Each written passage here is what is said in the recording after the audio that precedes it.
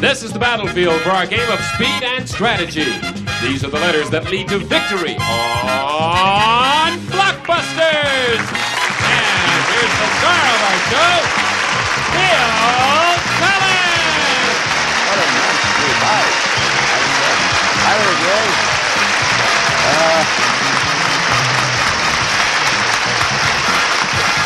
That's how you kids can help us. Thank you.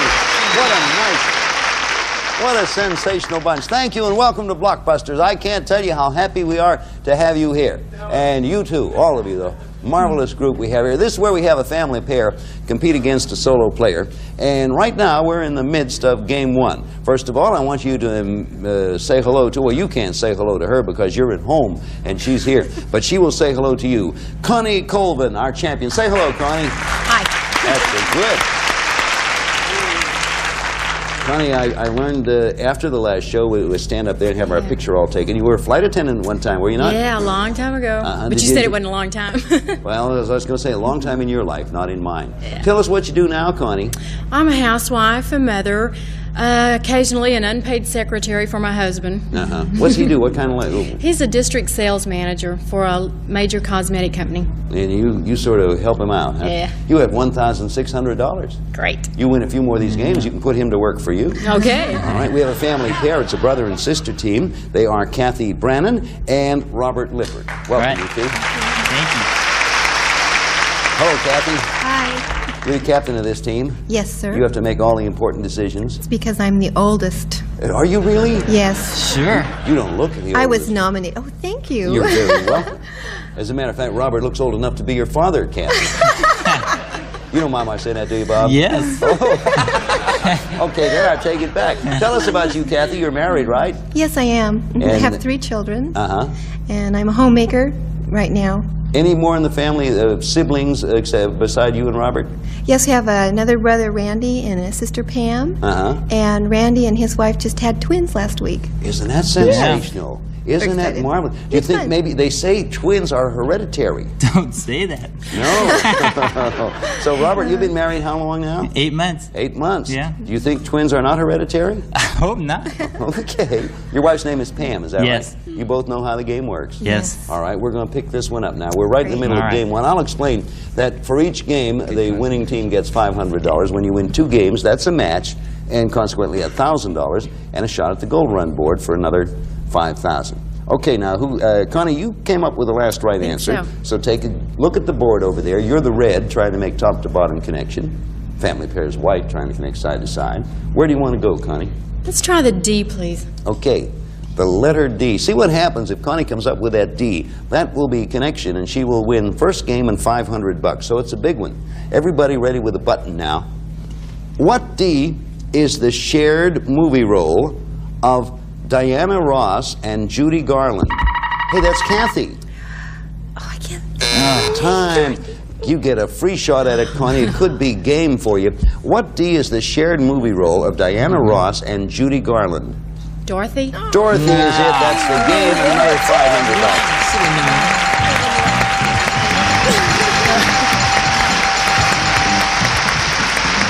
Oh, you got a break there, Connie. I sure did. Kathy, I know what happened. You knew it, and I know I have the same trouble with names. It was right there. I just couldn't Yeah, read right it. on the tip of your tongue. Right now, Connie has $2,100 and Great. building, and we'll be back Sure with is. game 2 in just a moment. But right now, we're going to pause, and if you folks will be kind enough to watch this, we'll be back. I didn't Let's be know. careful. You just didn't count.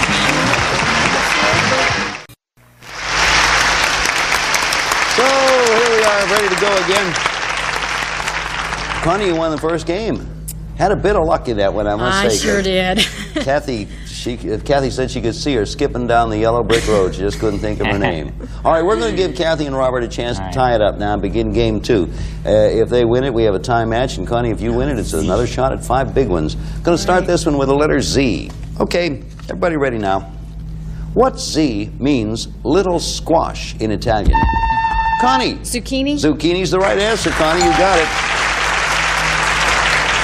The rest of that question, and it grows so fast that backyard gardeners are always looking for people to give their excess to. Hey, that's good. I like zucchini. No one ever gave me any excess. Me neither. Oh, where are you going, Connie? E. Let's go out in the zucchini patch, Oh, you okay. and I, and Why talk not? this over.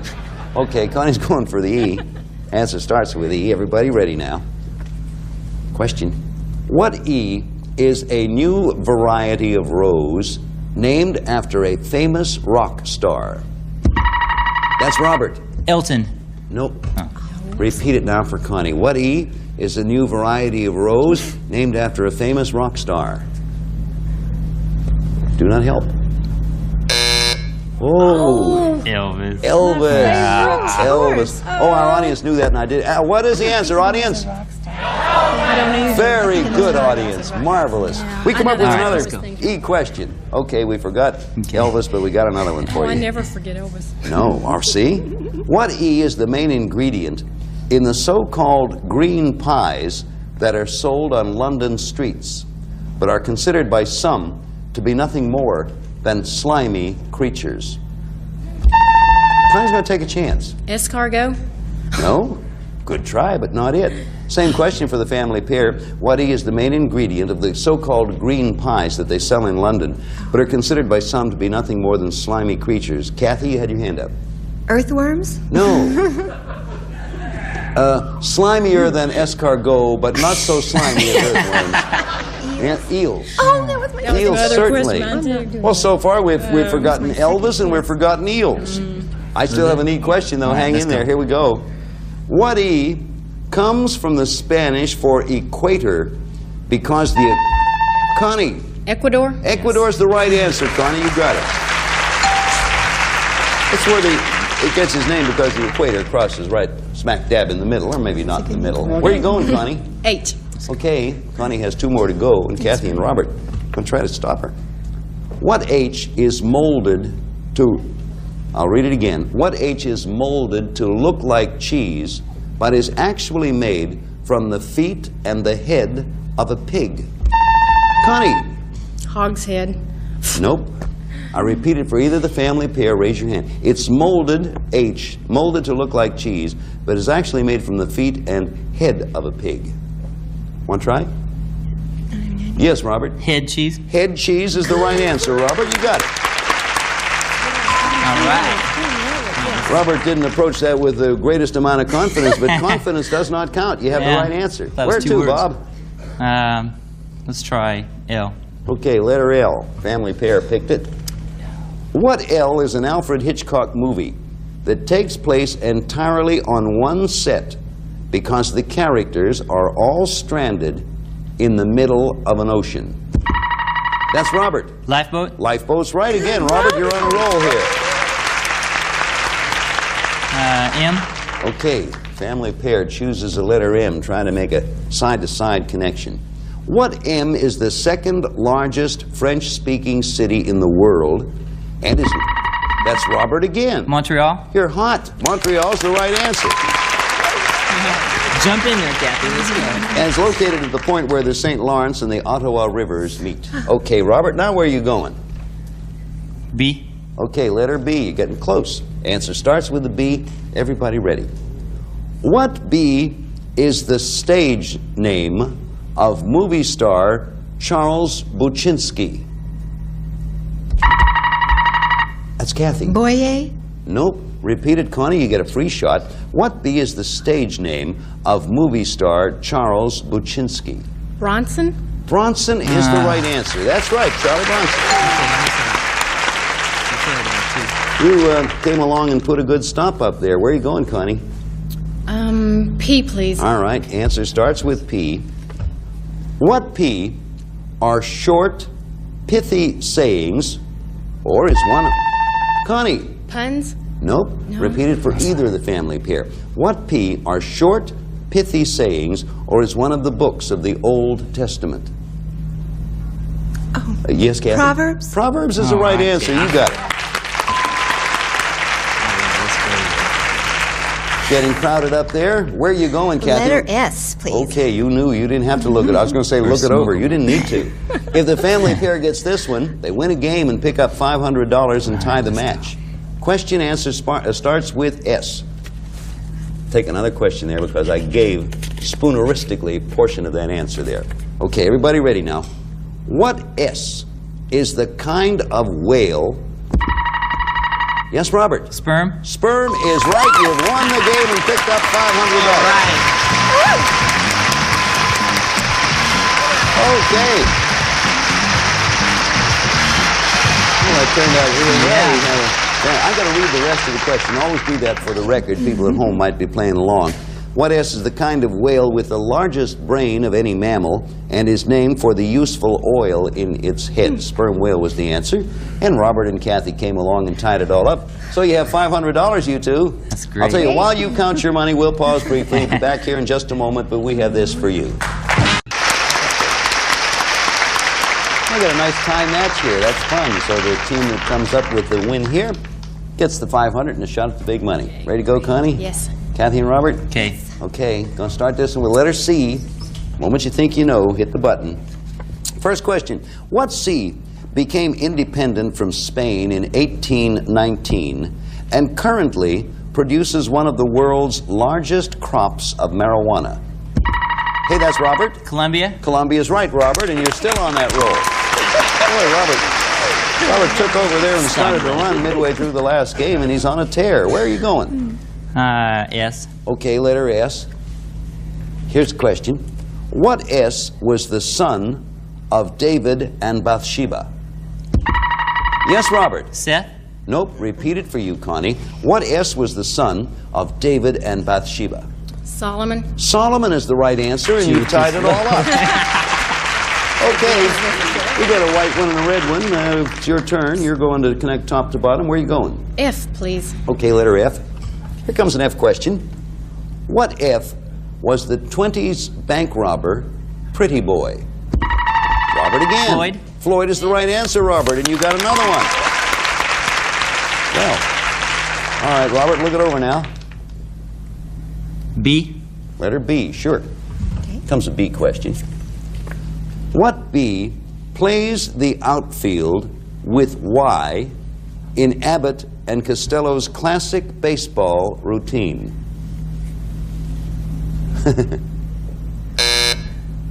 Time. Who's on first? No, who's on first, right. But in the outfield, the B who plays the outfield is Because. I didn't. Yeah, I thought the same thing. Matter of fact, Abbott and Costello didn't like it, but it made him a fortune. We have another B question coming up here. Everybody ready? What B was race car driver Mr. Oldfield? Yeah, Robert? Barney. You're right on that one, absolutely. And the rest of that question is Fred Flintstone's neighbor, Mr. Rubble, Barney Rubble. Where you going, Bob? P. Okay, family pair, pick P. And you better get going in there I now, know Connie, it. and see if you can't get back in. What P is nicknamed the City of Roses because of its many... Yes, Kathy? Pasadena? Nope. All right, Connie, shot for you. What P is nicknamed the City of Roses because of its many rose gardens and is the largest city in Oregon? Portland. Portland is the right answer. That's right. Let's see how you made that mistake, Kathy. So Connie has it back again. Take a good look. J. All right, letter J. That connects you down the bottom. Question coming. What J is the new flavor of tobacco that was created by an Arizona pipe tobacco dealer to honor President Reagan? Kathy. Jelly bean? Jelly bean is right. Can you imagine? Someone say, what are you smoking? Jelly bean. Well, to each his own. Where are you Colombia. going, Kathy? Yeah. Oh, What? that's a good question. What'd you say, Robert? That says from Colombia.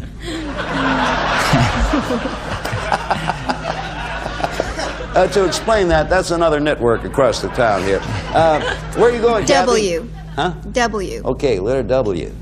All right. Here comes a W question. What W precedes blanket and... Yes, Connie? Wet. Wet is right. Behind the ears is the rest of the question. Connie, you're catching up. Where are you going? Oh. The board's a mess, isn't it? Yeah, it is. Be looking at it for a while and thinking. I'll be back Okay. here in just a moment because we have to pause to take care of some commerce. See you in about a minute or so.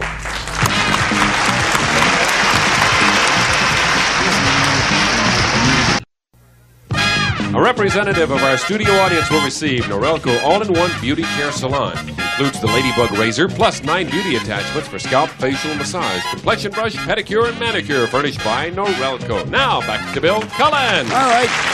Tell you, we have a tie match here with a family pair winning a game and $500, and Connie, our solo player, winning a game and $500. And this is for all the marbles, or at least a chance at all the marbles. There's the board over there, and Connie, you were looking to pick when time was called. So where do you want to go? Let's go to the V. All right, letter V, picked by our solo player, and here comes the question. What V is a very bright star? What do you say, Robert? Venus? No, repeat it for Connie. thought it was What V, Connie, is a very bright star or was a compact model of Chevrolet? Vega. Vega is the right answer, and you have it. That was a break for you, Connie. Where are you going? Venus is G, please. All right, sooner or later. Take it down there. Here comes a G question. What G was developed from an ancient Roman game called Paganica and was the first played with a leather ball stuffed with feathers? Golf. The Romans played that game with a leather ball stuffed with, they called it Paganica, and when they drove, they yelled at the top of their voice, "Quattro!" No, they didn't really. The Romans, I had that wrong. Italians might yell that, but the Romans used to hit the ball and yell, "IV!" IV, you see. That didn't go over. That wasn't much better than Quattro, was it? Well, anyway, it was awfully nice of you to come and see us. I'm sorry we had to push you out this early, but we're going to finish the game without you, just for a switch. Where were we working? We were working on letter G, right? Right. Did you like that joke, Connie? Oh, I thought it was great. Thank you, Connie. You're welcome. Kathy? was wonderful, Bill. Now, this one I'm afraid to ask. Bob, do you like that joke? Yeah, it was really good. I wouldn't believe you. You're right. He is a nut, Kathy. I've only known him 10 minutes, but I can see it. We have a G question coming up, so everybody get ready here. Here we go. What G was conquered by Julius Caesar and is what the area now occupied by France was once called?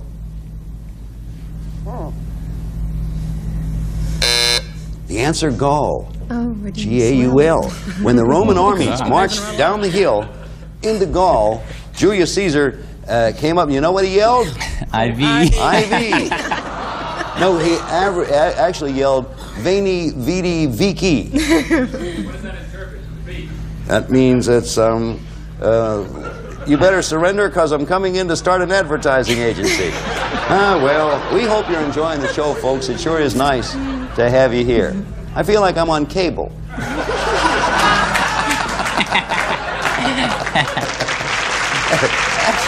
Actually, you get away with a lot more on cable. Okay, is G still a letter? Yes. Yes. I thought we were going to X there for a while, but we're back now. G it is. Everybody hang in there. You still with me, Robert? Yeah. That's two of us. All right. Here we go. What G does the letter G represent in physics, and is something Einstein and Newton had theories? Yes, Kathy? Gravity. About. Gravity's the All right right. answer, Kathy. You got it back. All right, now that you have it back, where are you going? Letter K, please. All right, letter K. Family pair Okay. will not make the connection with that, but it'll sure get them close. Here comes a K answer. Everybody ready? What K did a Brazilian judge recently rule it was illegal to do in public? Connie. Kiss. Kiss is the right answer. Oh, that was a good block. Where are you going? Yeah, T, please. Letter T for Connie, and if Connie gets this, it's game and match. Take a look. So, Bob and Kathy, you want to block now if you possibly can.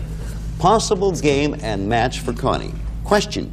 What T was discovered accidentally in 1938 and is used as a coating on some non-stick pans? Kathy. Teflon. Teflon's right. Good block, Kathy. The game goes on. Where to, Kathy?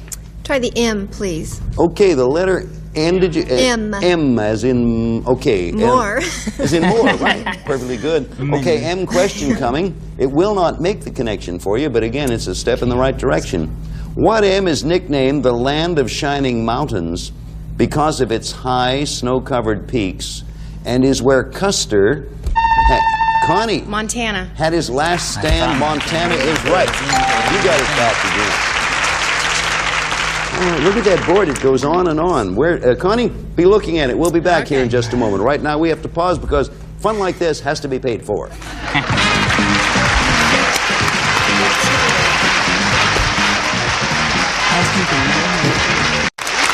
Okay. Well, we got almost to the end of that possible game and what would have been a game and match, but we don't have enough time to do that, and we don't like to rush you through, so we'll pick it up again next time. All right, Connie? Yes. Fine. Kathy and Robert, we'll see you all back here at the same spot next time when we pick up with Blockbusters. By the way, thank you very much for being with us, and if you can possibly drop in tomorrow, watch Blockbusters as soon as you crawl out. Bye-bye. We'll see you. Some of our contestants will receive Niagara's American Number One Space Side. Don't forget the deep penetration of soil and stain. And Lipton Iced Tea of the winner? Why not, says Don Merritt. If you drink other cold drinks in the winter, why not Lipton Iced Tea made from tea bags? Dandy tasted. A bed sack. New idea in bed covering provides luxury upholstery for your old mattresses or box springs and protection for new furnished by Bed Sack. And Ragni Pizza Quick Sauce, freshly made to turn bread into fresh hot pizza. Open the jar pizza quick sauce and open your own pizzeria. Nestle Streaks and Tips temporary spray on your hair color. Streak your hair, tip it, frosted, go blonde, go silver in minutes without bleaching or dyeing. And Lipton Recipe and Soup Mix, a special blend of seasonings adds zest to everyday recipes. Try Lipton onion, onion mushroom, beefy onion, and beef flavored mushroom.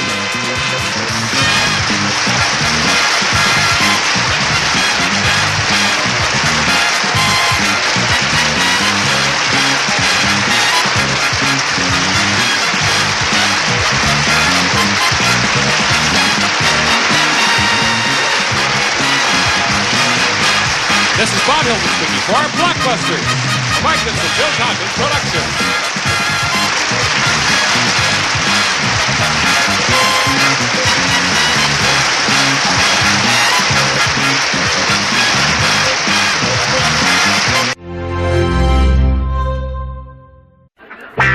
Get ready to match the stars from Charlie's Angels, David Doyle, Brett Summers, Charles Nelson Riley, Elaine Joyce, Raymond Burr, and Joyce Beaudevant as we play the star-studded Big Money Match Game 78.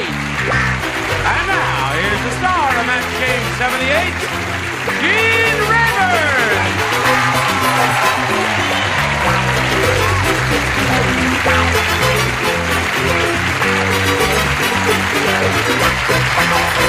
Thank you, Johnny Olson. You really got a wild bunch out there, haven't you? You're okay.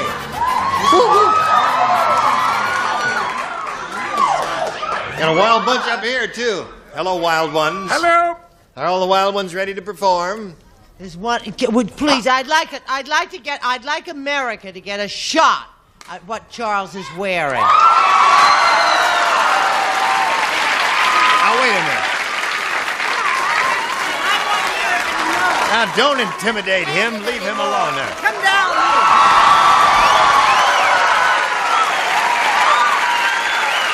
I would like also for all the designers of clothes to look at this rather strange outfit. Thank you. Now, what is that he's Will the wearing? two weirdos really get off the stage now, and let's get on with it. Maybe if we had a series of our own, we could buy some decent things. Well, okay, hint, hint. Charles and Brett want a series of their own. No, we don't. We're very A happy. nighttime dramatic series. No. You would be wonderful. This is enough nighttime dramatic for us. Now, here is Greg Ridgway, who has $700 to his credit, and he's going to have a go at another really, really big lump of money. We're going to start with a big head-to-head thing, and you're going to play for $5,000 or $10,000. Greg, you ready? I'm ready. All right, don't do it yet. Wait till I tell you to. Right now, this for you. All right, we're all ready to carry on with Spec 5 Greg Ridgway here. Now, he's won the $500, which means the least he can be playing for is 10 times that amount, or $5,000. However, we are going to ask him to step up here and spin the wheel, the star wheel, to determine which star he'll be playing with and for how much. If it stops anywhere in that gold star area, you'll double the money. Have a go at it, and good luck. Let's see if we can get a double. We're all rooting for a double for Greg Ridgway.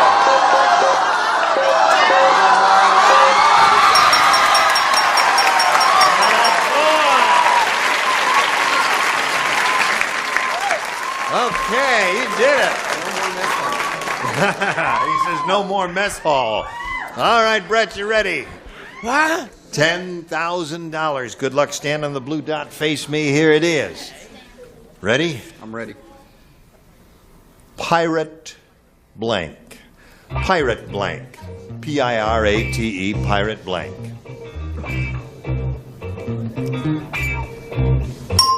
Okay, she's made up her mind. We ask you to make up your mind. If you give us the answer that Brett has written on that card, we give you $10,000. Pirate blank. First thing that came to my mind was pirate ship. Pirate ship. Well, I guess that came to their minds too, didn't it? Let's find out what came to Brett's mind. Pirate ship, he said, will match you for $10,000. You know what? You know, you always say follow your first instinct. You Yes. say, absolutely, whatever it is, even if you're wrong, follow it. Right. I did!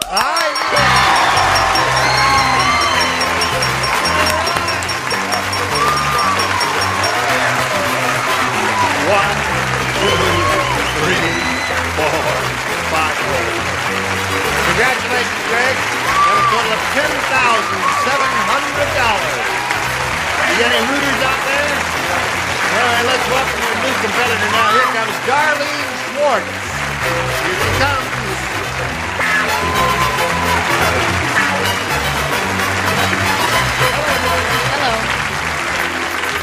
You know Greg Ridgway here. He's very happy. He's got a total of $10,700. We welcome Darlene and ask her to tell us a little bit about herself. Okay, I'm a Time's up. newlywed. Thank you very much, Darlene. No, what'd you say? I'm a newlywed. You are a newlywed. Yes, 5 That's- months, All and right. I'm an insurance secretary, and I work and live in the San Fernando Valley. Yeah, well, it's nice to have you with us. Good luck to you. We'll ask you to make a selection here, A or B. B, please. Okay, B it is, and everyone will play. Tom said, the price of meat is really high. I'll tell you, with today's beef prices, you shouldn't eat a steak, you should blank it. That's how high it is. You got the souvenir card for Greg there? Yes, I'll darling. pass that on to him while you're writing. Here's the one that got you the 10 big ones there. Oh, thank you. Yes. The price of meat is really high. With today's beef prices, you shouldn't eat a steak, you should blank it. All right?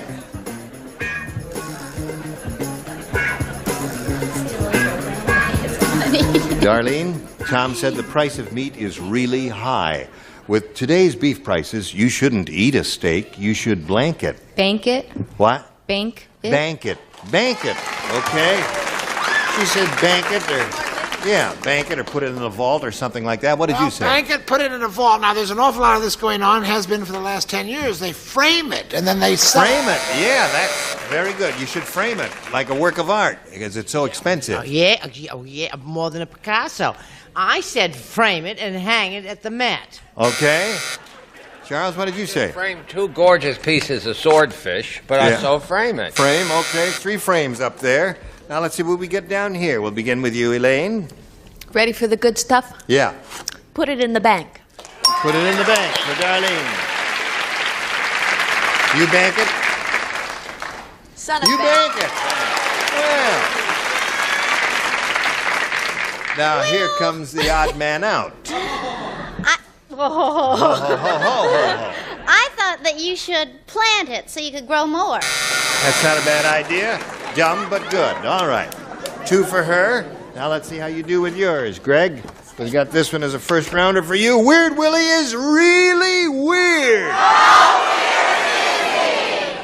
To keep his foot from falling asleep, He put blank in his shoes. Weird Willie, really weird. To keep his foot from falling asleep, he put blank in his shoes.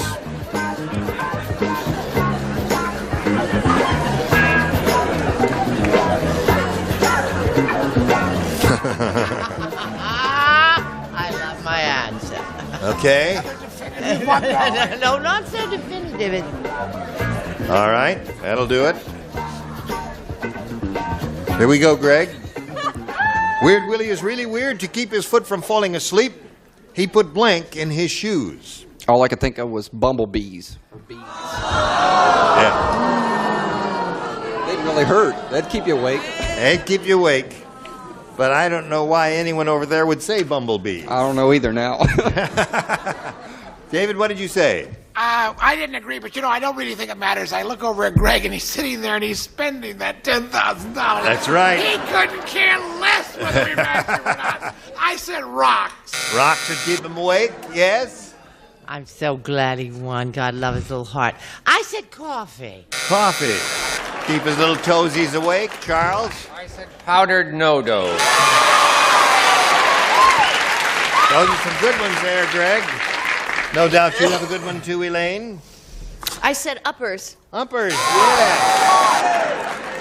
That'll keep him awake. How about you? I said tax. Tax will keep him awake too. And what did Joyce say? I said no does. No does? Okay, 2-0 the score in favor of the challenger. Round 2 coming up after this. Okay, here we go. Round 2 coming up here now. Darlene, again, you have a choice of A or B. A, please. A it is. One person, 2 people do not play. These 2 people right here do not play because they matched her in the first round. The others, would you please respond to this? Ready? Here it is. Little Rodney Rotten wants to be a boxer. So for a punching bag, he uses his blank. Rodney Rotten? Rodney Rotten wants to be a boxer, so for a punching bag, he uses his blank. Okay, hon. Rodney Rotten.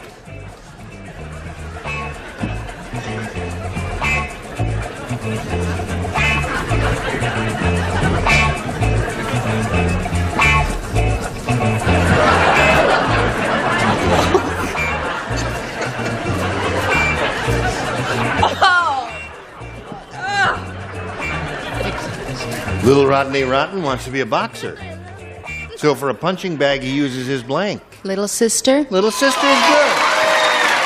Very good, Darlene. That was not a bad answer. I suppose she must have had it. She must have had an older brother like me. Little sister. Aha. You don't have a mean bone in your body, does he? Do you want to know something? After 5 years, going into our 6th year, I have finally beat that system of brother and sister, right? How? This has got to be a match. His sibling. Aha!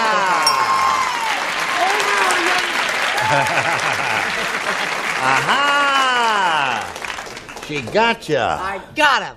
Yeah. I went another route. I said governess. His governess, of course. Did you ever strike your governess? I had 2 governesses. They were both quite lovely in the cheap end of Hartford many years ago. I see. All I right. thought you were born in the French section. Joyce, we're up to you. Yes. I said his rotten riddle brother. Rotten riddle brother. All right, Darlene, now is a total of 4, which means you must match 4 to tie, Greg, or 5 to win. Harry said...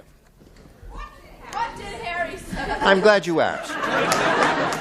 He says, I think the cook at this restaurant used to work in a laundry because when I ordered pressed ham, not only was it pressed, it was blanked.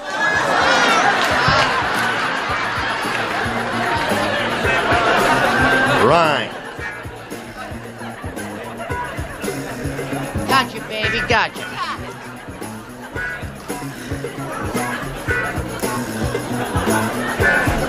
Okay, Greg. Harry said, I think the cook at this restaurant used to work in a laundry because when I ordered pressed ham, not only was it pressed, it was blanked. Starched. Good one. Starch, quite good. If he keeps winning, he may not ship over. Starch. Okay, 4-1 the score. Starch. I thought he was here to stay. Where is he going? I don't know. He has to go back to Indiana. Oh, Indiana. Oh, well, that's a short trip, hon. Yes. Start. That's 2 for him. 4-2 score. This is a match. Okay, Sailor, anything you say. Start. Oh, yeah. It is hard to start. Start. So that's 4-3 to score. One more to tie. Elaine. It was start. Okay. 4-4 to score. One more to win. I'm going to break the trend and say bleached. Bleached. Score remains 4-4. We've got We've got one more to go here. Yeah. Yes. Boy, are we in trouble. Is it a tie or is it a win for Greg? Can you spot clean a ham? No. Spot clean? I said start. That wins the game.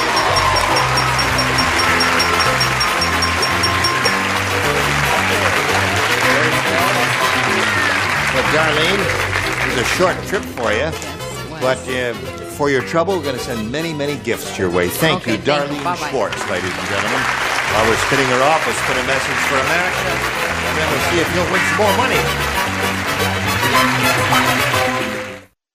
Gene Rather. Thank you, Johnny Olson. Now here we go to Greg Ridgway one more time. Yes, $10,800, and let's see if he adds to his winnings at this point. We polled another studio audience, Greg, and we said, write down your best answer to this. Blank universe. Remember, if you match the answer they wrote down most often, you get $500. For matching their second most popular response, you get $250. And then for matching the third, you get $100. And 3 of the 6 stars will help. Charles. The title that Brett conquered in Portland, Maine in 1904, Miss Universe. Brett. Come on, Brett. The title that Charles received in Hartford, Connecticut, the French section, in 1895, Mr. Universe. Okay. And I'm going to stick with Joyce.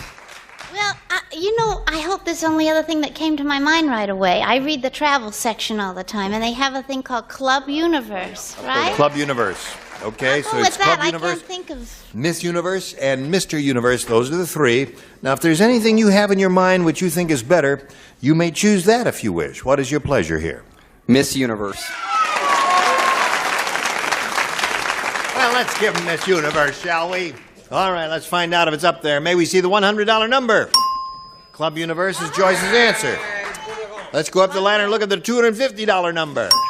Well, you got 2 out of the 3 they gave you. Here's the last chance for Miss Universe. Slide it, Ori. Here we go.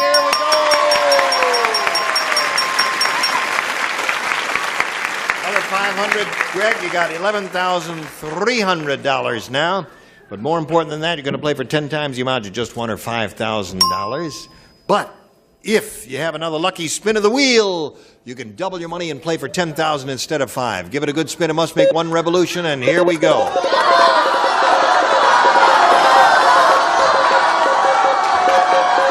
It is a double $8. Just missed it by a hair. But it's electronic. No, it can't roll back. All right. Are you ready, Joyce? Oh, yes. All right, here we go.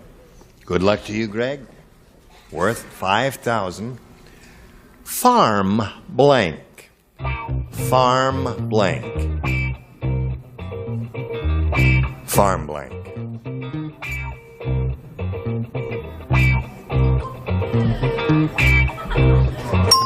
All right, Greg, give us the answer that she's given. If you do that, we give you $5,000. Farm blank. First thing that came to my mind was farm animals.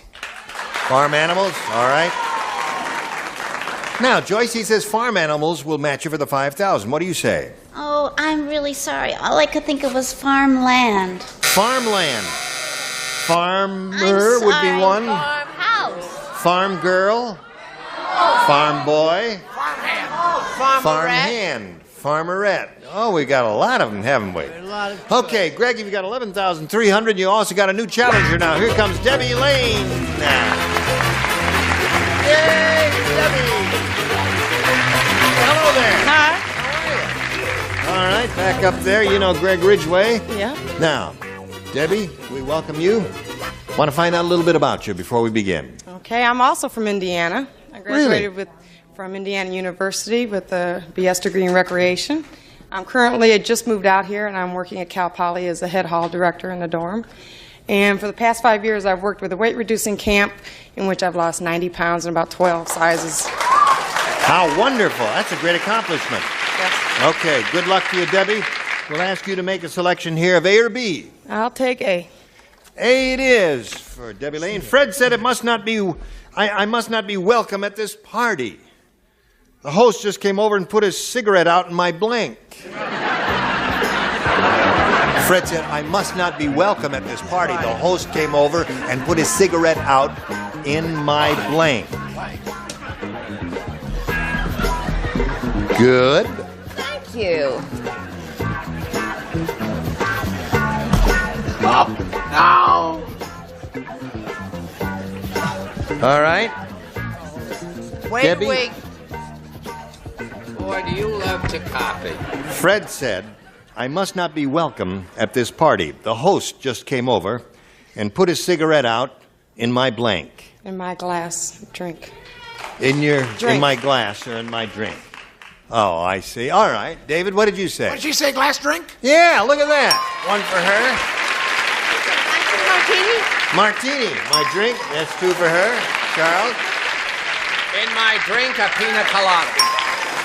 And a peanut. Well, that surprised me. Debbie's got 3 already. In my palm. Palm is a good one. Yeah, that would really make him feel unwelcome. Yes? Drink. Drink is another good one. And you, Joyce? Canopy. Canopy. So, look, she got off to a flying start right off the back there, Greg. You're going to have to catch up with her. Right now, we've got this for America. Now, the next time we get together, these are the people you will see on this stage. Achtung. Nipsey Russell, Brett Summers, Charles Nelson Riley, Judy Landers, Gary Berghoff, and Patty White. Thank you for joining us. You were super duper. Goodbye. Join us next time for Match Game 78. Gene Rayburn here. Goodbye.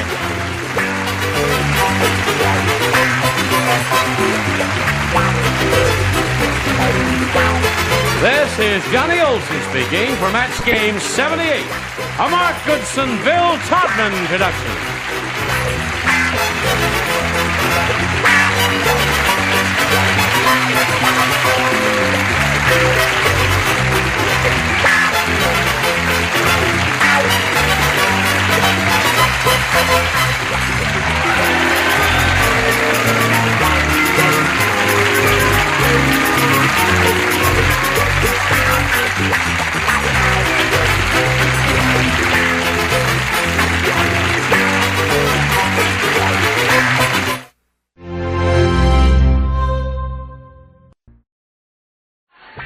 Get ready to match the stars. Charlie Brill, Brett Summers, Gary Berghoff, Sarah Kennedy, Richard Dawson, and Betty White as we play the star-studded Big Money Match Game 75.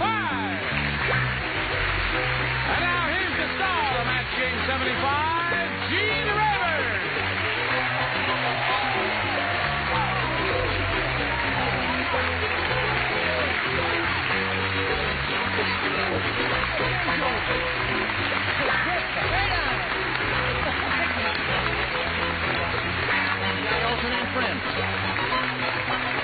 Some kind lady in the audience gave me this boutonniere.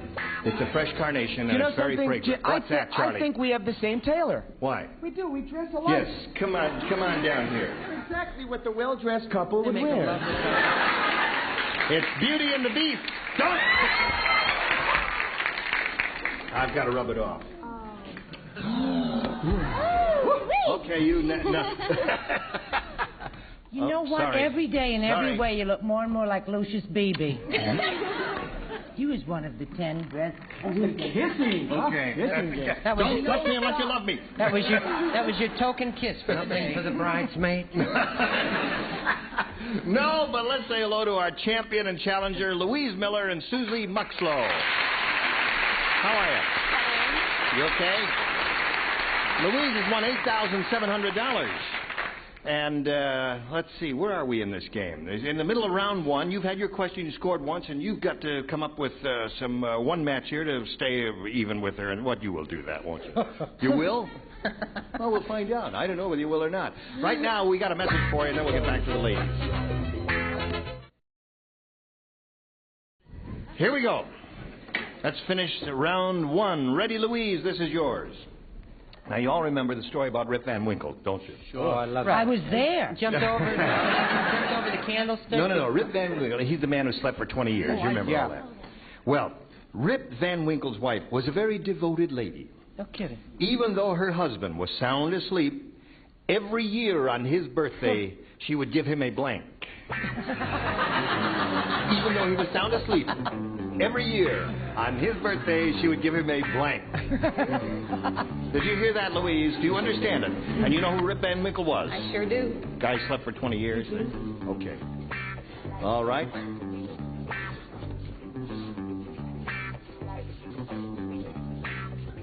All right, the lower tier is ready. I'm ready. I'm sick and tired of that talk. Feeling a little hostile today, are you, my dear? No. Gary. What do you want? I'm almost finished. I don't know what I'm writing. What are you doing down there? Looking, browsing. Keep in mind your mother's shopping in the around, audience. are you? Now, Louise, the story of Rip Van Winkle. I slept for 20 years. Rip Van Winkle's wife was a very devoted lady, and even though her husband was sound asleep, every year on his birthday, she would give him a blank. Is there somebody else here with us, Louise? I will say bottle. A bottle? A booze, bottle of booze. Bottle of booze. Yeah. I think you just blew it, Louise. She said a bottle of booze, Charlie. Would be intravenously if she had to give him a bottle. That's right. He was sound asleep. Man was asleep. We've all heard the joke, but I fixed it a little for the show. I said she gave him some mercy love. The man was asleep. Gave him a big kiss, right? Okay, there. All right, Brett. I was kissed him on this eyelid and on this eyelid and on his little nose and on his little mouthpiece. And she gave him a little rubbing. Give him a little loving. Okay. All right. Gary? Can you give him a little loving with a cake? I don't know what I'm talking about. She would bake him a cake, a birthday cake. Well, that's a good answer. Birthday cake is not a bad answer at all. Do not poke fun at that fellow. He burned down the forest. Now, here's Miss 84-pounder, Sarah Kennedy. What do you say? Every year on his birthday, even though he was sound asleep, she would give him a blank. And she said a bottle of booze. Well, I said a big kiss. A big kiss. That's nice. Give him a birthday kiss every year. Okay, Richard. Would you just read that last little piece for me? As every devoted lady, even though her husband was sound asleep, every year on his birthday, she would give him a blank. She said a bottle of booze. I was going to say she'd give him a son. And then I thought he'd be very suspicious when he wrote that. Yeah. At the King family. Right. I said she gave him a party. She gave him a party. Yeah. He slept through the whole thing. They all had a great time. Right. Didn't they? Drinking and kissing and hugging and happy birthday and all over the place. What do you say there, lady? Give me a little kiss. Kiss with, Okay. Why did you scream like that? Because you thought she said kiss. She said a bottle of booze. She didn't say kiss. So that means she doesn't score at all with that. And we go to round two and ask Susie Muxlow to make a selection. Okay, I'll take A. A for you, Susie. Here we go. Now, she matched one celebrity last time. That was you, Sarah. So you lay out this time, okay? Mrs. Dracula said to the Count that having a special at the opening of the new blood bank. What she said. If you deposit 50 pints or more, you get a free blank. Yes. That's what she said, Mrs. Dracula said. I think I missed the first part. She said they're having a special at the opening of the new blood bank. If you deposit 50 pints or more, you get a free blank. That's Mrs. Dracula speaking to the Count, her husband. They were married, you know. Okay. They seem to get harder as the week Thank you. All right. If you give 50 pints of blood, you get what? If you deposit 50 pints or more, you get a free blank. Oh, I got it. A free blank. Free blank. A free blank for 50 pints or more. Finish. I'm done. Put it in the slot. Gary, put it in the slot. I haven't even written it yet. How can I put it in the slot? Listen, you get What, more I like said on Charles my Nelson wedding Riley night. every day. What? Wait a minute. This is terrible. Ma, turn the set off. He's not going to be so good today, Ma, so don't watch him. Look what Betty White did to my leg while I was there. I was just doing some research. Is, what's his name out of town? I can't remember. I can't remember. Now, Susie Muxlow. Mrs. Dracula said to the Count, her husband, you know. She said, they're having a special at the opening of the new blood bank. If you deposit 50 pints or more, you get a free blank. A free transfusion. I don't know, there's no right or wrong here. A transfusion. Yeah. Okay, she said a free transfusion. Transfusion, no. No. If What? you deposit the 50 pints of blood or more, blah. What do you get? A free neck of your choice. A free neck of your choice. Good. To go. Yeah. One neck to go, Brett. Ah, get her. Good gravy, Marie. Person's not safe anywhere. That's right. Aren't you glad? Thank heaven. I don't know. I didn't like that. I wasn't crazy about that question either. I said you got a free cape. A free cake. Well, I'd love one. Jerry, you didn't like the question either, did you? I'm in pain. You are. Literally. If you deposit 50 pints or more, you get a free... I was thinking, banks and gas stations always give away glassware and dishes and stuff. Yeah. That's what wavelength I was on. Oh, man. You didn't even think about Dracula and all Are that? they considering contestants for The Price is Right? I need the work. So I said vial. That's terrible. That's the vilest answer I ever gave. I know. Answer if I've ever heard one. Vial? Vial. That's, He spelled it that's the thing that holds the blood, I suppose. Richard? Well, if you give 50 pints of blood, you get a free body. A free body? And green stamp.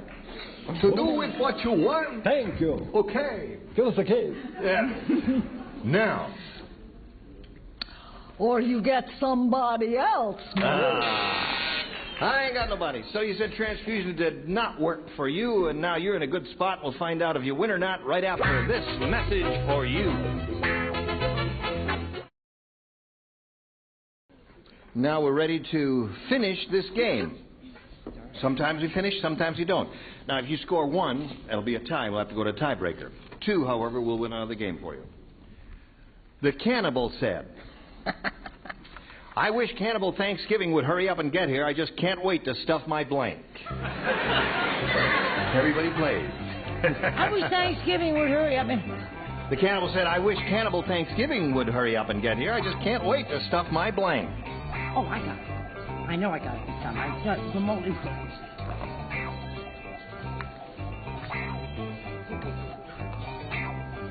All right. Oh, I'm just having such a hard time.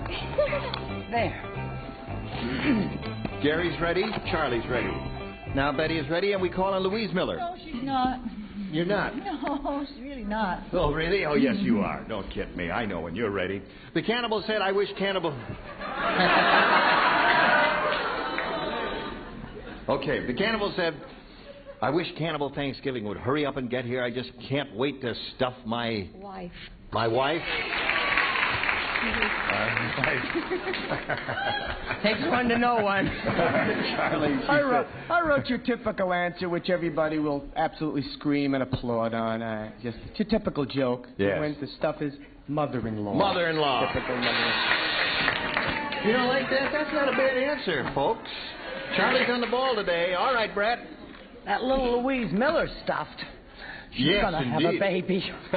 Wonderful. I said stuff my favorite person. You know, they're not discriminating about who they eat. That's right. The better okay. they like you. Sure, You know, right, they just okay. Throw you in an oven. No wife yet, Louise. Gary, do you offer a wife?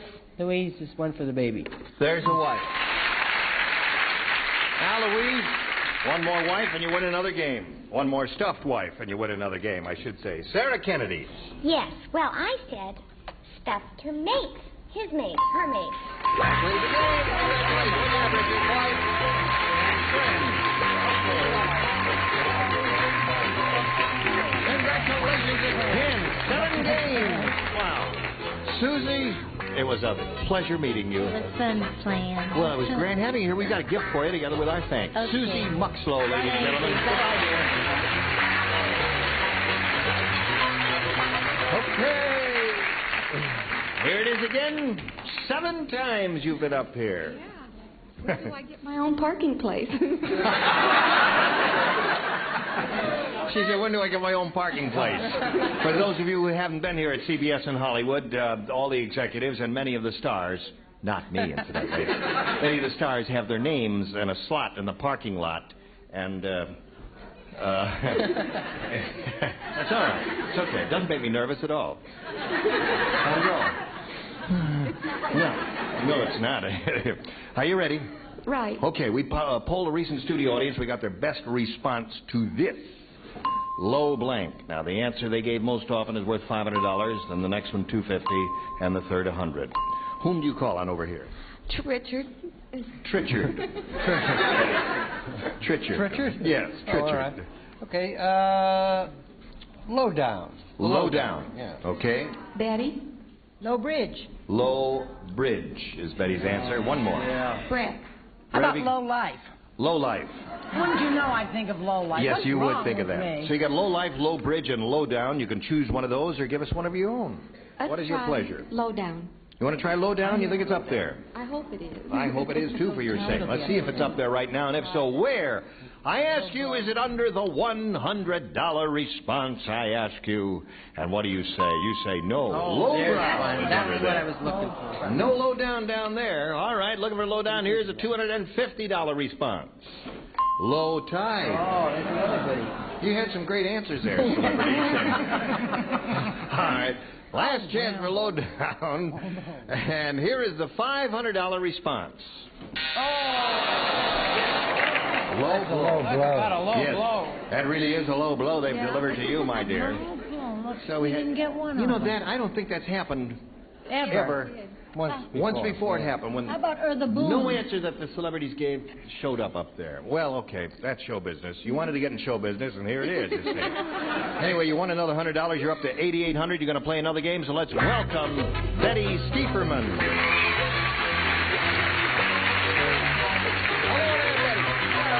I get it. Stop. Betty, you know Louise? Congratulations. Now, we're delighted to see you, Betty, and we ask you to tell us a little bit about yourself. Well, I'm married, but I won't tell how many years, and I won't Okay. tell my age. I But don't I have either. 2 very nice daughters. You do? Yes. All right, where do you A very live? nice husband in Riverside. Okay, nice to have you with us. We'll start this Thank you. game right after we do a little business. Is that all right with you? Sure. All right, here's a little business for you. Is this the end? No, it's not the end. Get up off of that chair. Where's your chair? I ate it.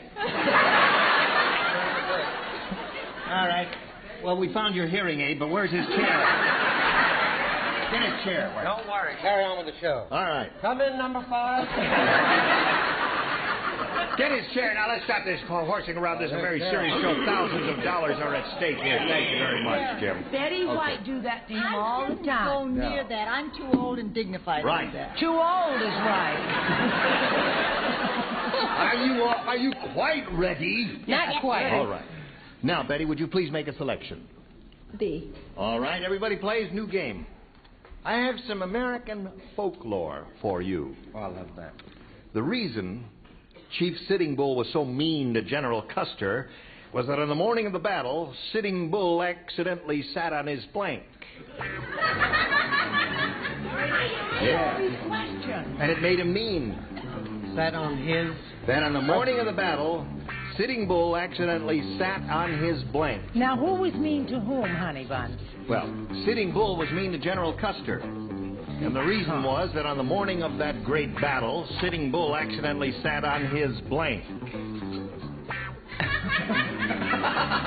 Okay, I don't know. I got it. It'll just take about a day or so to write it. She's going to write another letter to her boyfriend. When she wears a wig, her thinking process slows down. Something fierce. Okay? Now we're ready. All right, Betty.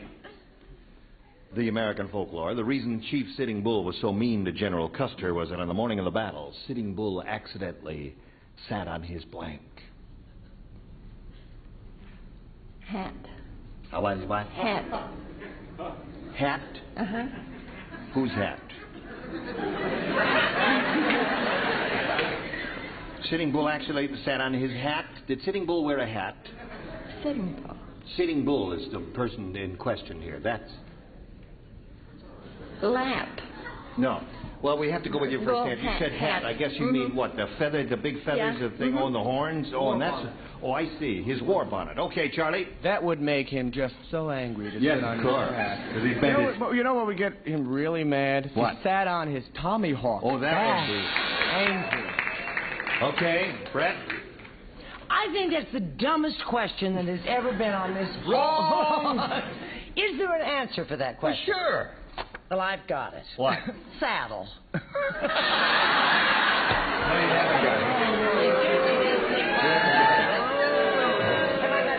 No, yes, you've got ideas, but not the answer. All right, Gary, what did you say? I said there's a heck of a whistle in this microphone. I said he sat on Richard's chair after Betty got through with it. Yeah. Tomahawk. Tomahawk is good. There's one that may be a little bit better. All right. What do you say? Hat isn't it? Oh, dear. Hat is not the answer. After thinking about my answer, I didn't mean this to the way it's going to sound. It was an honest answer. An honest answer? Sitting Bull after is that on the morning of the battle, Sitting Bull accidentally sat on his... Ta-da! On his head. You mean Sitting Bull sat on General Custer's head? I thought that would make it very angry. Who angry? It would make the Custer very angry. Yes, I guess it would, wouldn't it? Yeah, to have him go around. I thought Sitting Bull was actually a bull. No. Sitting Bull was an Indian, you see. I realize And that. if you just get the picture, Sarah, here's General Custer, dignified man with his uniform, walking around with an Indian sitting on his head. It doesn't make any sense at all. But if you thought he was a bull, then I understand the whole thing. Okay, Richard. Well, you know when they were surrounded by all of those Indians? Right. Getting wiped out.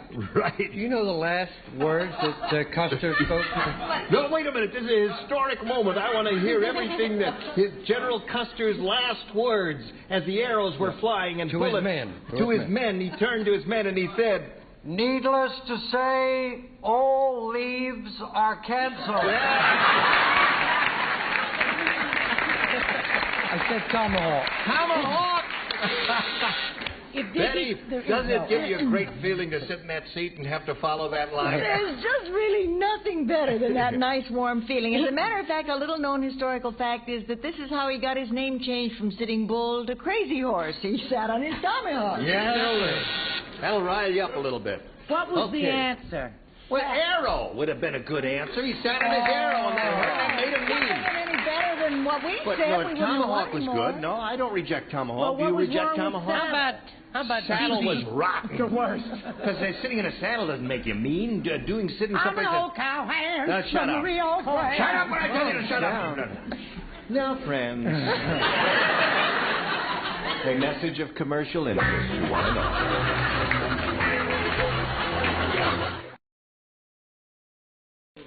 Gene Rayburn, Max 1075. Join us next time. Goodbye.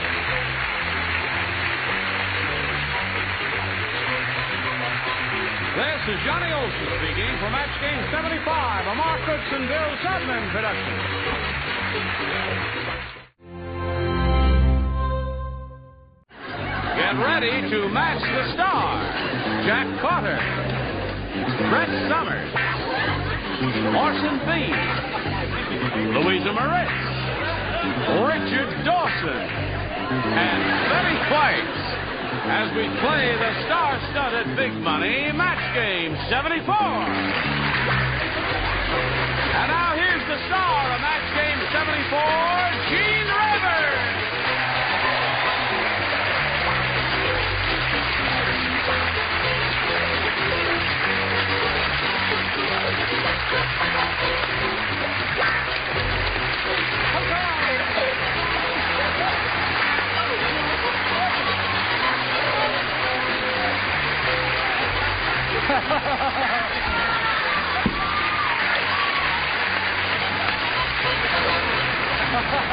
Okay. Not a bad news. She's with me. You like the floor, don't you? Yes. You're Louisa. We've had you before here. Figuratively speaking, yes. yes. Out of his book. I remember your name, Louisa Moritz, isn't it? Yes. Looks like St. Moritz from here. Something in the Alps. Well, we've had everyone before. You're all regulars, and we welcome you from the bottom of... Hey, listen. Yes. What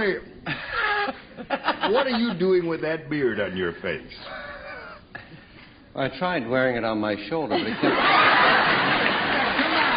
say hello to Juanita Davis and Helen Keywitt. Hello there, ladies.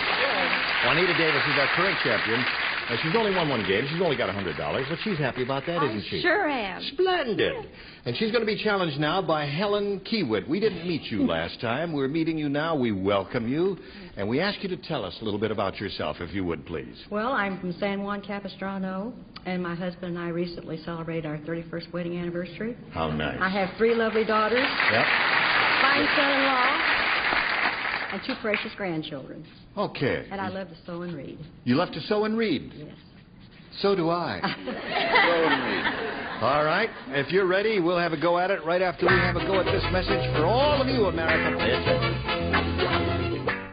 All right. Are we on? Yes, we're on. See, what I have to do is push this button, reveal our first round questions, ask Helen to make a selection. Well, my granddaughter's name is Amanda, so I'll take A.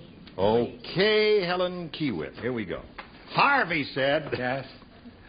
You know, at most motels, you put a quarter in the bed. Why does he stutter? Because he's nervous being on television for the first time. Well, do him like he's been on a couple of times and read it straight. Okay. He won't stutter now. Harvey said, you know how at most motels you put a quarter in the bed and you get magic fingers? Mm-hmm. Well... I know a motel where you put $5 in the bed and get magic blanks.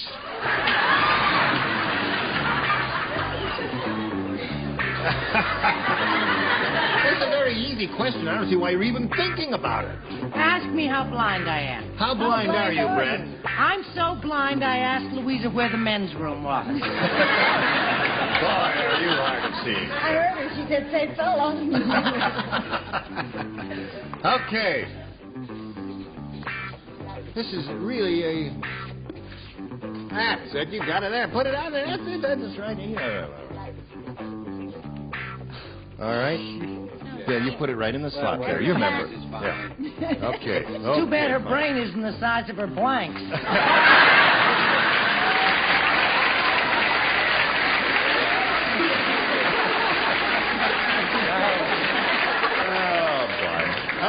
Now, Helen, we've got this for Harvey said, you know how at most motels you put a quarter in the bed and get magic fingers? You're familiar with that, aren't you? Well, he says, I know a motel where you put $5 in the bed and get magic blanks. What do you say to that? You know what I'm talking about? Yes. Yes. Magic. Well. See, if you put a quarter in, you get magic fingers. You put $5 in, and you get magic... Toes, I guess. Toes. Okay, Helen. I guess you don't spend much time in motel rooms, do you? Motels? Yeah. Spelled backwards as let 'em. Oh. Well, most motels, the house detective knocks on the door. You got a girl in there? No. So they throw one in. I see. For $5, they put ladies in the room. Ladies in the room. Magic ladies. Magic ladies in the room. Okay. Brett, what did you say? Well, I know that motel. Yes. I used to work there. Oh. And they take magic girls. Magic girls. Not me, because I'm not a girl anymore. What did you say? There was a tragic case of a honeymoon couple from Covina who put their life savings into it and got jiggled to death. It was a terrible thing.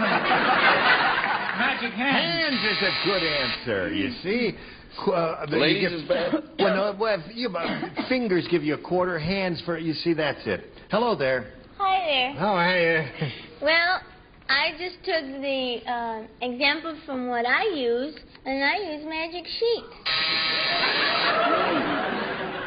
Remind me to stay home. Really? Is it supposed to go? That's not the slot you put it in, my dear. You put it in. That's the slot you put it in. You're right, Brett. Okay. Oh,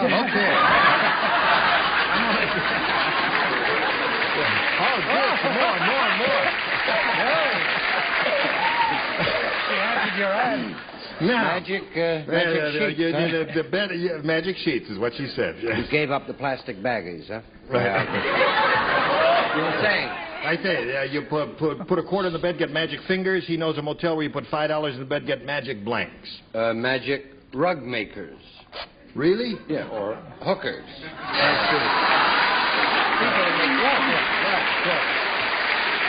Okay.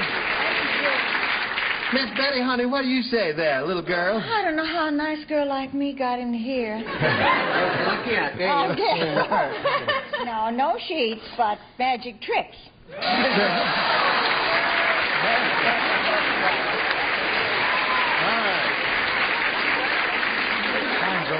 No one thought of toes, my dear. Now, Juanita, this for you. Gladys wanted her boyfriend to win the 100-yard dash. How badly did she want her boyfriend to win the... I'll tell you how bad. Just before the race, she put blank in his shorts. What?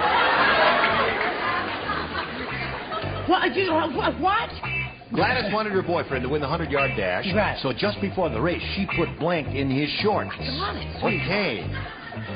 Jeepers. Well, that's an easy one, isn't it? Did you hear that? I did. All right, yes. think about it for a moment or so. My pen is all funny. All right, you got two. You got Glad all right. something is. Okay. With tricks, I'd be All very right. careful.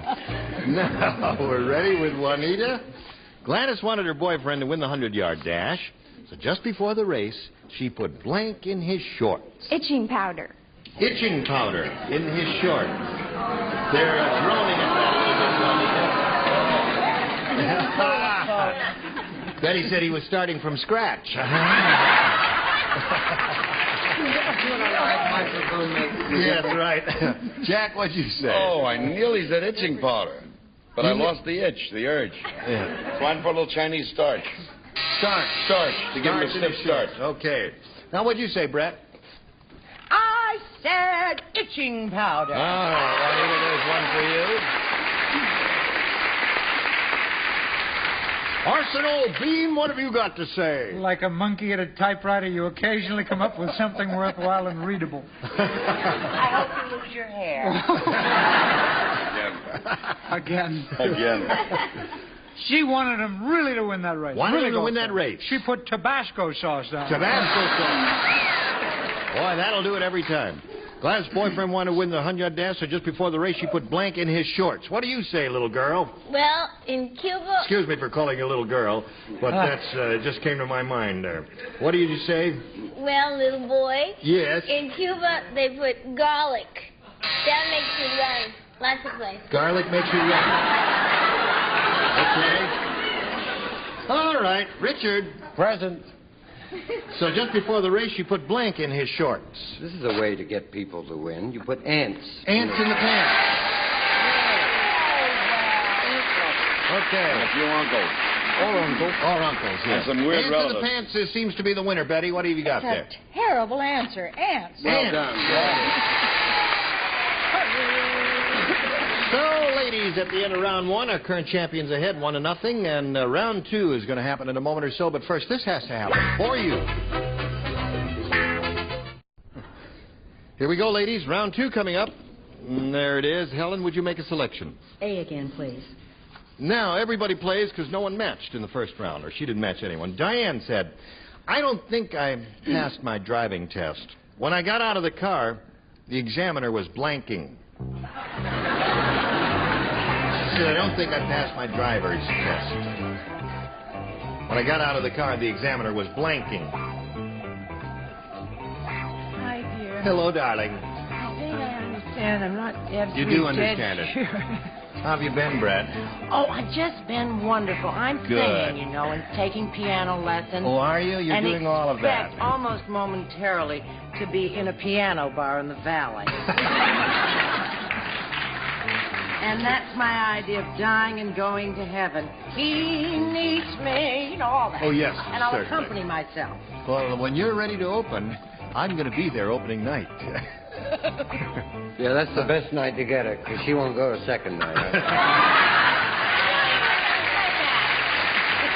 Okay.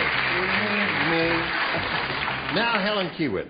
Diane said, I don't think I passed my driving test. When I got out of the car, the examiner was blanking. Shaking. Oh, what a Good answer. That's not a bad answer at all. Jack, she says shaking. Well, that's close. My wife just took a driving test, and Yes. she drove through downtown Los Angeles and only hit one thing. What was that? Downtown Los Angeles. And the guy was sitting there crying. Crying. Right. That's another good Weeping, answer. bawling. Very good. Brett? I don't know whether this is a match or not. It may very well be. He was having the vapors, which is very much like a shaking. Well, that's and- close to shaking, but having the vapors... Yeah. It is. Oh, it is. Yeah, that's right. Okay. Vapors. Having the vapors, it's a Victorian expression. We used to say it's that. a resort in in New They England. had a hole in their muscles. Orson, what'd you say? You come The from New vapors. Having the I vapors. know. It's the Goyish equivalent of a condition. Yes. Lasts for years, and it's Exactly. impossible. All right. He was ang. I see. Okay. He was really shaking.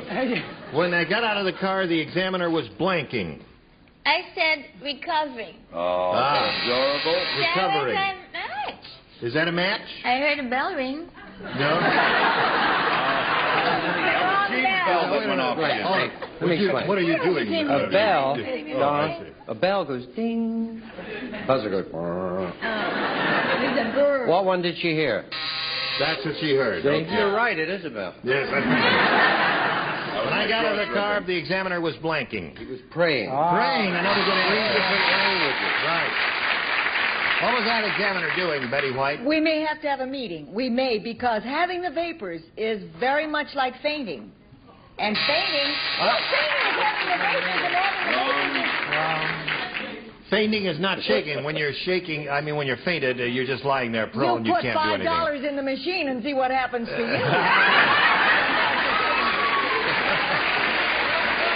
All right.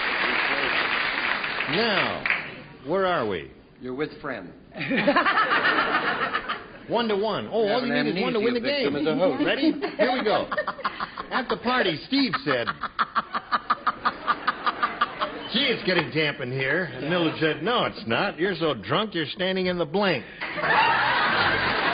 At the party, Steve said, gee, it's getting damp in here. And Mildred said, no, it's not. You're so drunk, you're standing in the blank. Oh, I got it. That's an easy one, right? Okay. Right. Good. Finished. All right, here we go. Juanita, you need one to win. At the party, Steve said, gee, it's getting damp in here. And Mildred said, no, it's not. You're so drunk, you're standing in the... Shower. Shower, she said. Jack? Oh, that's the guy comes home and finds the guy nude in the shower. What are you doing here? He says, I'm voting. The white stripper. I'm a nudist. Came in and take a quick. No, I said in the punch bowl. In the punch bowl. She says shower. Brett, what do you say? Well, we may have to have... Oh, she matched already. Yeah, you matched in the first round. But that says Tear it out. vapors. All right. Don't write there in plain English. Don't write. That's important. I don't see. That's why I don't write. Orson? No, he was so drunk he was standing in the toilet bowl. I see. They're applauding you. She says, you're so drunk you were standing in the... And she says shower. Bathtub. How about that? They all Bathtub go and shower. together. Is that a match? have something, Charlie? What did you have, Richard? Shorty? Betty, what do you have? Flour. Okay, here we go. Come on down, Juanita. Another $100 for you, and we'll say goodbye to Helen Kiewit. Helen, it was a pleasure meeting you. Thank you. We've got a gift for you, together with our thanks for being with us here on Match Game 74. Helen Kiewit. Goodbye. We'll get to you in a moment or so, but right now we've got to get to this. Here we are. We're up here with Juanita Davis. This is her second time up here. She's got $200 now. She could win over $5,000 at this point. You ready? I'm ready. Okay, Juanita. We polled a recent studio audience, and we got their best response to this. Blank beauty. Now, the answer they gave most often is worth $500 if you match it. If you match the next one, you get $250. The third, $100. 3 celebrities are allowed to help. Whom do you choose? Okay, Richard. Sleeping Beauty. Sleeping Beauty is one. Betty. Betty White, Betty, you want? yes. All right. Black Beauty. Black Beauty. Black Beauty. And Brett. Brett. How about Bathing Beauty? Bathing Beauty. Well, you got 3 there. Bathing Beauty, Black Beauty, and Sleeping Beauty. Do you want one of those, or do you want to give us one of your own? Sleeping Beauty. Sleeping Beauty is the one she's looking for. She hopes that's up there under the $500 response. But we'll start down at the bottom and take a look at the $100 response. Raving Beauty. Raving? Oh, Raving golly, Beauty. they must have been thinking about little old me. That's right. All the time looking for Sleeping Beauty. Here's the $250 response. Sleeping Beauty, you've got it. Congratulations to you, Juanita. I guess Black Beauty, eh? What's up there? I don't know. I thought Sleeping Black. Black Beauty? Black. I'm so sure it's sleeping, I'll still bet it, even though I see it ain't there.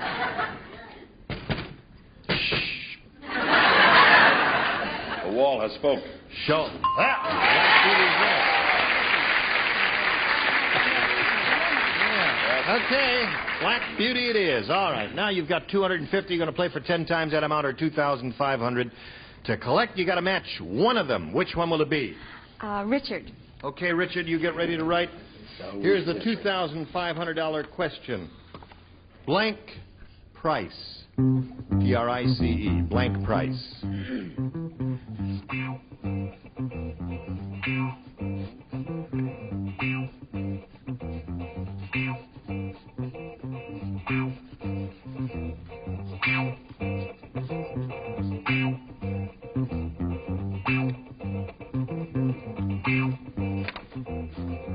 Okay, he's got one. Now, Juanita, it's up to you to give us an answer what you think will match his. What do you say to that? Blank price. The only thing I think of is right price. Right price. The audience is owing you. They're saying, you're owing yourself? Yes. Go for yourself. Oh, yeah. It's a rotten answer. I know. But you never know. Once in a while, he gives a rotten answer, too. And the 2 rotten answers could match. He doesn't often give a rotten answer because he's a very good game player. Well, I did once give Benedict Canyon. That's right. Instead of grand, I did feel rather foolish. She says right price to match you, Richard. For $2,500, may we see It was really a toughie, Don, and the only thing I could think of is what Brett charges, and that's half. Half price. Half price? Okay. I had right price for your edification. Did you have right price? But is there one biggie that I would anyone have said Vincent Price. What would you have said? I had that too.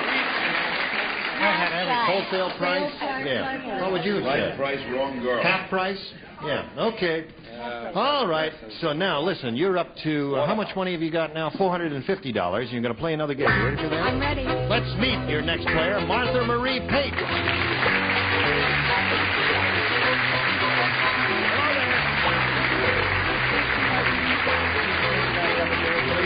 Martha Marie, you know Juanita. I've got to ask you about your name, Martha Marie. I've never seen that name before. How did that happen? Thank you. Well, I'll make a long story short. Yes? My mother was born at home. Yep. It's her name. And the nurse asked my grandmother, what do you want to name her? So she said, I'll name her after my mother, Martha, and my Aunt Marie. But being Bostonian, it came out Martha Marie, and the nurse wrote it down that way. And that's on your birth certificate, Martha Marie. Martha Marie. They say that in the East, Yes. around Boston. Yes. Instead of Martha, they say Martha. Martha. Yeah. Martha. Right. Well, you were lucky, you know, because your mother could have answered, what do you want to name her? And your mother could have said, God knows. You would have had that for a minute. Where do you live now? I'm a native Californian here in North Hollywood. Yeah. And my favorite pastime is trying to please spiffy husband and 4 teenagers, 13 to 17. You have 4 teenagers? Yes. And 4? 4? And are and you... a surprise. I thought there was more than Holy one of her mackerel. there. Gene, when did they have Well, time all to right. name her? I'm glad to hear all that. Martha Marie and Juanita, we'll come back to you in a moment or so, but right now we've got to go to you and present this message. Ladies, we've got to stop right here and now and look forward to seeing you next time when we'll start a brand new game with Juanita and Martha Marie. Okay? Listen, I just want to say you were terrific. Everyone, each in his own way. Everyone made a contribution of one kind or another, and it was just splendid to have all of you here. Here's my card if you're ever in the valley. Okay. Is someone giving time signals? They do. Okay. Gene Raver, Match Game 74. Goodbye. This is Johnny Olson speaking for Match Game 74. A Mark Goodson, Bill Todman production.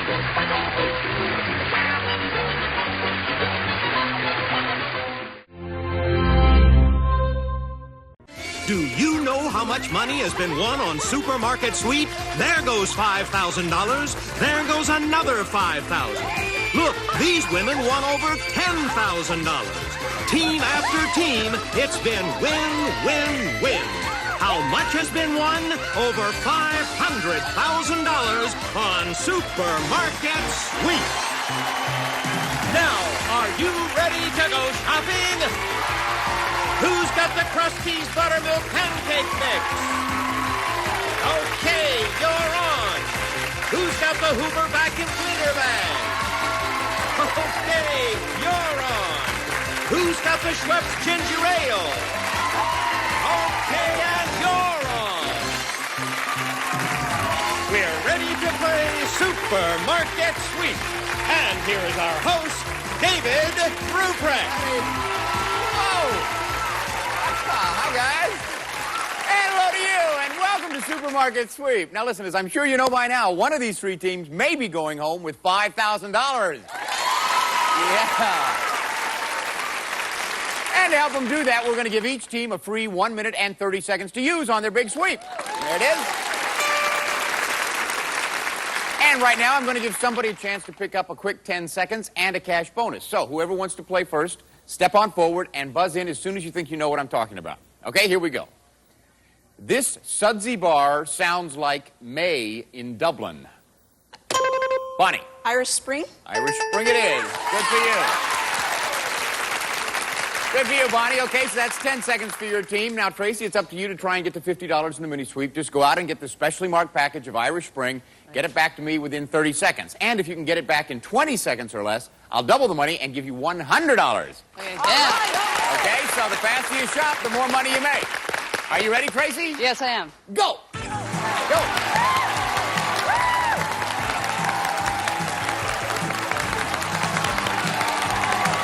Come on, Tracy!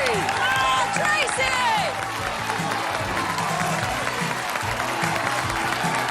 Hurry up! Come on, Tracy! Come on, Tracy!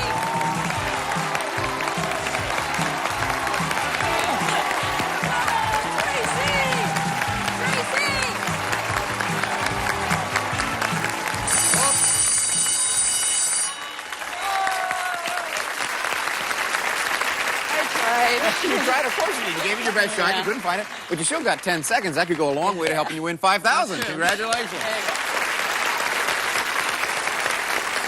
All righty. Let's see who else we have playing today. Yvonne, how do you know Cynthia? Cynthia's my sister.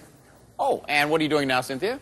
I work for the County of Los Angeles. As? As a supervisor for property taxes. Oh boy, yes. I've talked with your department a couple of times. Yvonne, how about you? I work for the City of Los Angeles. I'm an investigator.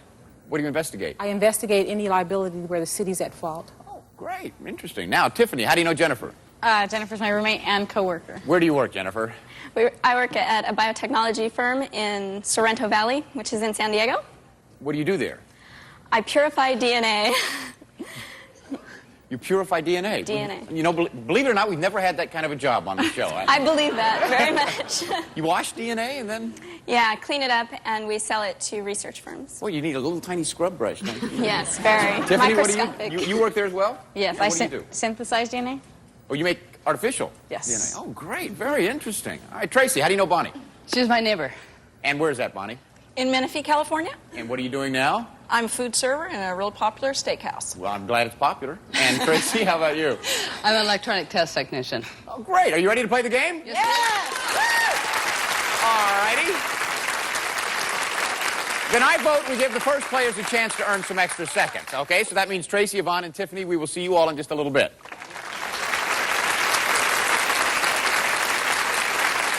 Now, for you three, take a look at this.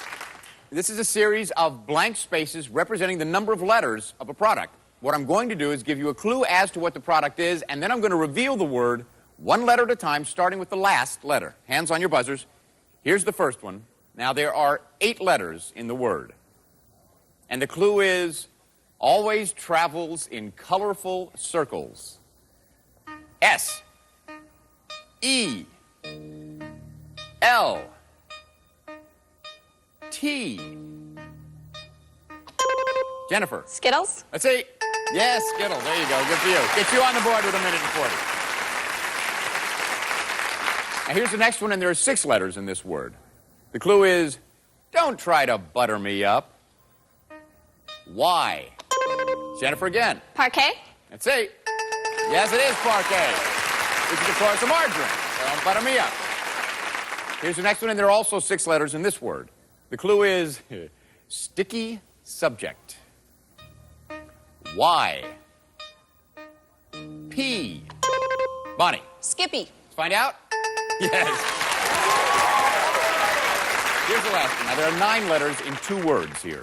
The clue is adding gives me a headache. S. U. L. P. R. Jennifer. Bear plus. Let's find out. Yes. Okay, let's see where we're at. Cynthia has 1:30. Bonnie has 1:50. Jennifer's in the lead with 2 minutes. We're going to give your partners a chance to play right after this. Now, for you at home, you know, in 1940, 2 men named Forrest Mars and Bruce Murray formed a company in Newark, New Jersey to make chocolate candies. They came up with a name for the candy by using the first initial of their last names, and therefore M&Ms were born. During the break, see if you know which color M&M there are more of than any other in each package. I'll check your answer when we return.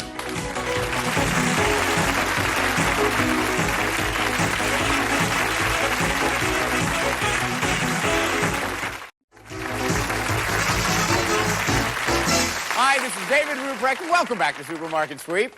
Okay, so what M&M color turns up the most in each package? Well, if you said yellow, you're wrong. But if you said brown, you are absolutely right.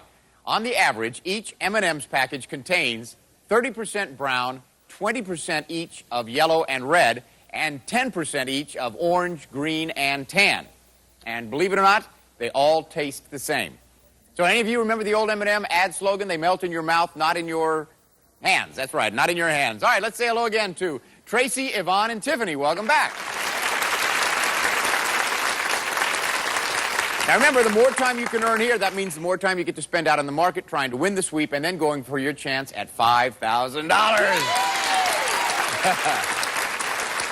Okay, let's see how good you are at pricing items. Look at our color-coordinated pricing game over here. We have a 4 1/4 ounce box of Screaming Yellow Zonkers, a 1-pound box of Blue Bonnet margarine sticks, and a package of 4 Ivory soap bars. Now, which one of these 3 does not sell for 99 cents?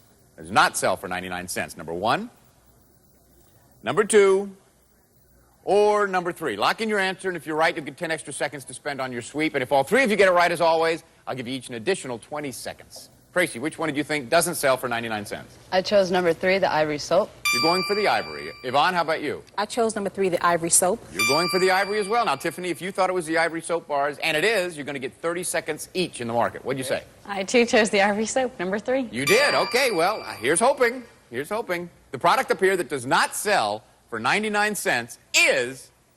It is the ivory soap. It sells for $1.35. Oh, boy. Tracy, you get 30 seconds. Yvonne, you get 30 seconds. And Tiffany, you get 30 seconds. Isn't that fun? Yes. Yes, I love when that happens. All right, let's go on to our next game.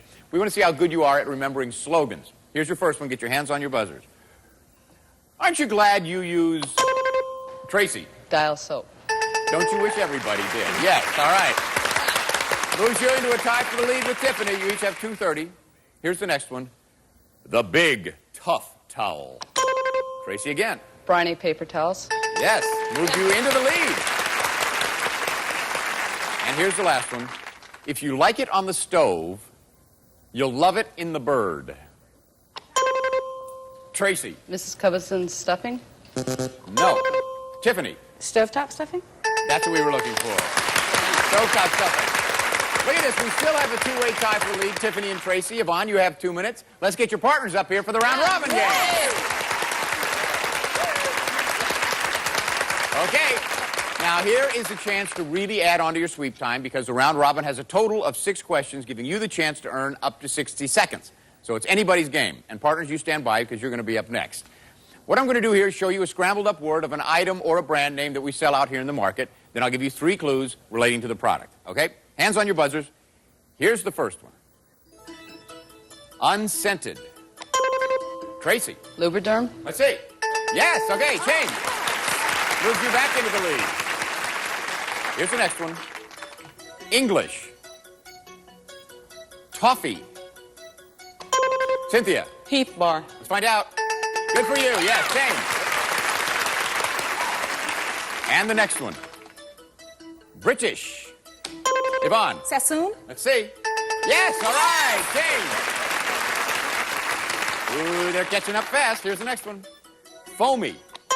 Ooh, Jennifer. Barbasol. Check it out. Yes, all right, change. We're back to that two-way tie for the lead again. Here's the next one. Nutty. Popcorn. Cluster. Yvonne. Fiddle faddle. Let's see.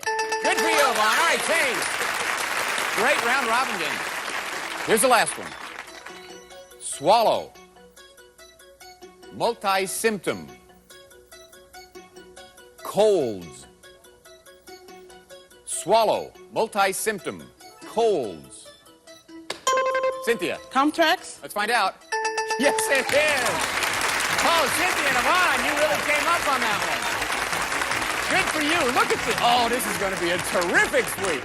Tracy and Yvonne, Tiffany and Jennifer, you each have 2 minutes and 50 seconds.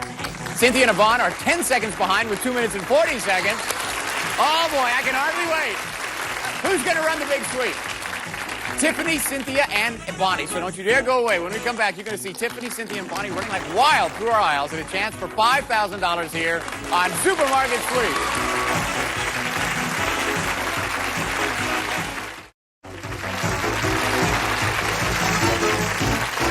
Welcome back, and now it is time for our big sweep.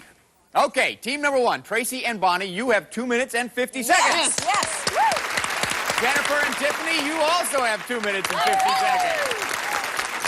And only 10 seconds behind are Cynthia and Yvonne with 2 minutes and 40 seconds. Oh, this is going to be a good one. Fasten your seatbelts, people. Look out there. Everything in our supermarket is yours. You take whatever you want. Now, listen very carefully because I'm about to give you the Supermarket Sweep shopping list. As I'm sure you know by now, if you bring back all 3 of these items, you'll pick up an additional $250. They are, listen carefully, Johnston's yogurt, Healthy Choice vegetable beef soup, and Cinnamon Toast Crunch cereal. Now, also during the sweep, you're going to hear my voice come out over the loudspeaker. Pay very close attention, because at that moment, I'm going to announce the manager's special. As you can see, we now have a display at the front of the store that's loaded with all different kinds of products. Well, 3 have stars on them, red stars, and that is the manager's special. That's the product to find. Now, we only allow 1 to a customer. When you find one, it's going to be worth $200. As usual, the team whose runner sweeps up the most money in merchandise and bonus prizes at the bell wins the game and the chance to go for $5,000 in cash. Okay, runners, get ready. The clock is set at 2 minutes and 50 seconds, and that's when Tiffany and Bonnie will take off. On your mark, get set, go! Okay, first we're following Tiffany of Team 2. What's she doing? Looks like she's following Bonnie of Team 1. Go! But Cynthia of Team 3 goes off in a different direction. Let's follow her. Sure, these cans of abalone are the most expensive cans of seafood we carry. Hey, remember we told you Tiffany was right behind Bonnie? She still is. And they're both shopping for our big, expensive turkeys. Bonnie finishes first, and now she's going for cans of coffee. And look at this. Tiffany also has coffee on her mind, but a whole different kind. Fresh Millstone coffee. She knows our offer. We'll pay you $100 for a bag of brown coffee. All you need is the patience to grind it out. Look at Cynthia in the deli section. Sure, salamis are there, but what else? Aha! It's the Johnson's yogurt on today's shopping list. And sure enough, Cynthia digs out a container. Back to the Millstone coffee grinder, and Tiffany wraps up a $100 bag of coffee, and that's for the smile. Bonnie isn't smiling. She's too busy stretching for expensive eye care products. They're up on the top shelf, so you gotta work hard to get them.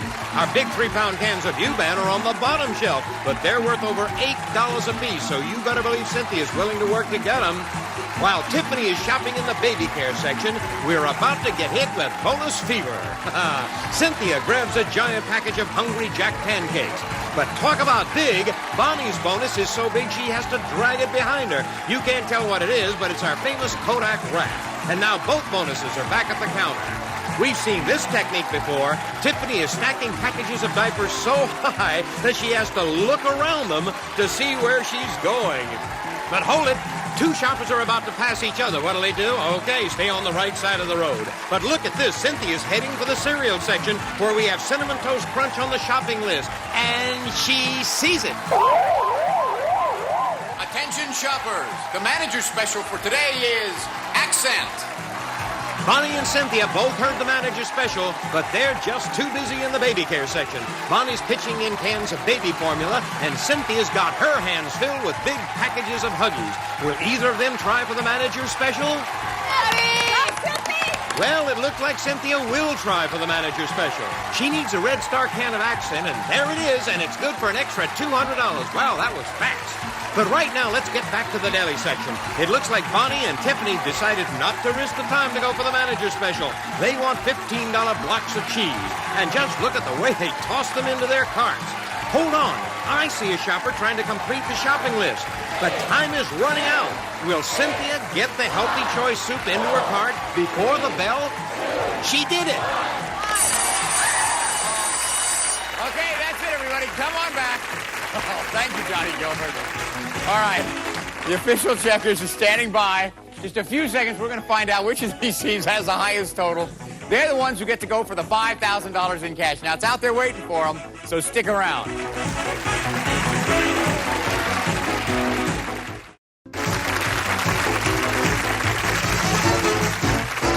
Okay, we're back, and this is the moment of truth because the checkers have already entered all of the merchandise into the registers. All that's left for us to do is hit the total buttons, and we'll find out who won the big sweep.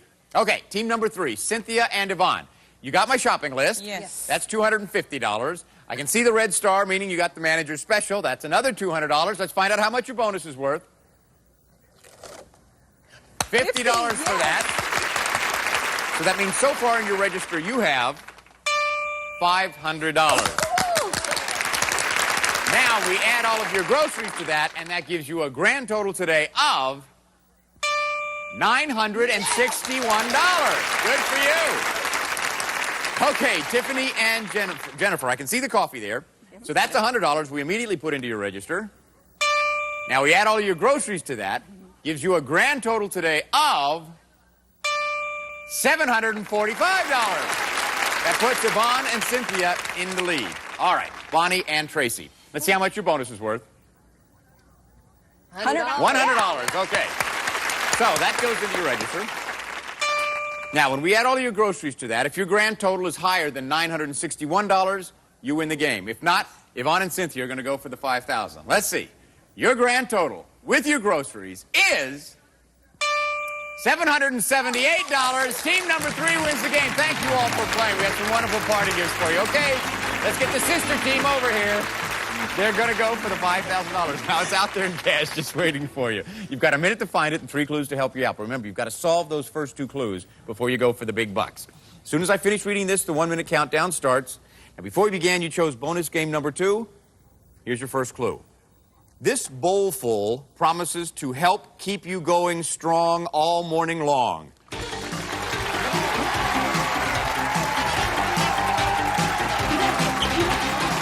I don't know. Bowlful. Oatmeal? Bowlful. What did he say? Bowlful or something. Oh, no. I don't know. Bowlful or something in the morning. It used to be cereal. What else do you eat in the morning? Here's the oatmeal. Bowlful. You don't eat cereal?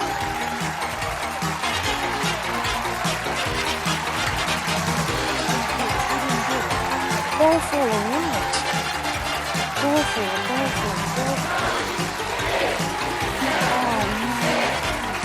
Oh, could have been wrong.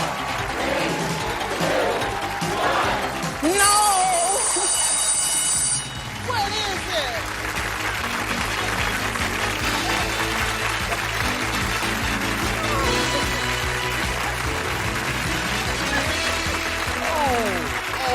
Well, apparently, oh, darn it, you just missed it. You didn't get there quite in time, but you had a terrific sweep that gives you a grand total today of $961. Congratulations. David Ruprecht, saying goodbye from Supermarket Sweep. Now remember, the next time you're standing in the checkout counter and you hear the beep, think of the fun you could have on Supermarket Sweep. Promotional consideration provided by... It's America's favorite jelly bean, Jelly Belly, the 5-ounce box of 20 delicious assorted flavors of the original gourmet jelly bean, Jelly Belly. The Salad Shooter Electric Slicer Shredder from Presto shoots right into your bowl for great salads, desserts, pizzas, and more, fast and easy.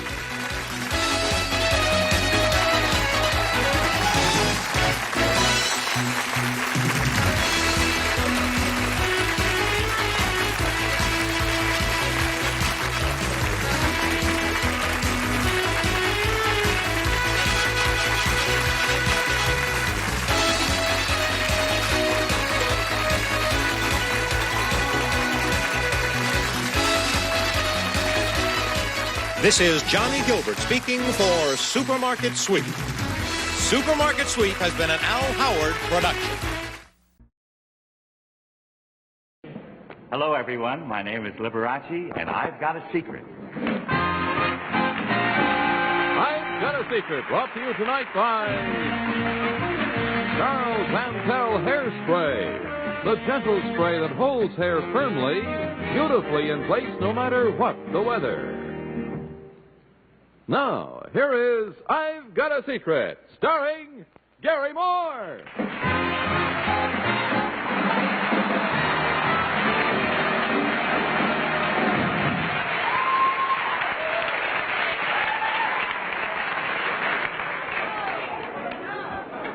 I just wanted Mr. Liberace to know that he's not working with a bunch of slobs. Now, let's meet our rather drab panel. The boys are, at least. To begin with, of course, there is Bill Cullen. And there is Betsy Palmer. And Mr. Hank Morgan. And looking just radiant with their sunburn is Miss Bess Myerson. And that's our bunch.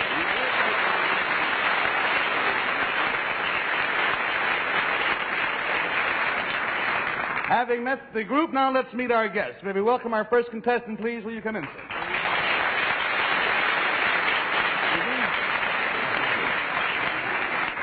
Will you let our panel in on it, sir, as to what your name is and where you're from? My name is Harold Edgerton.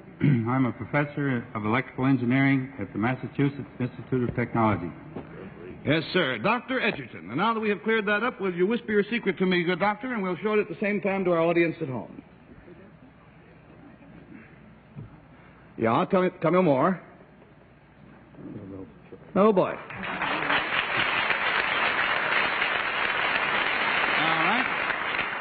Panel, to help you classify Dr. Edgerton's secret, the clue concerns something he is going to do.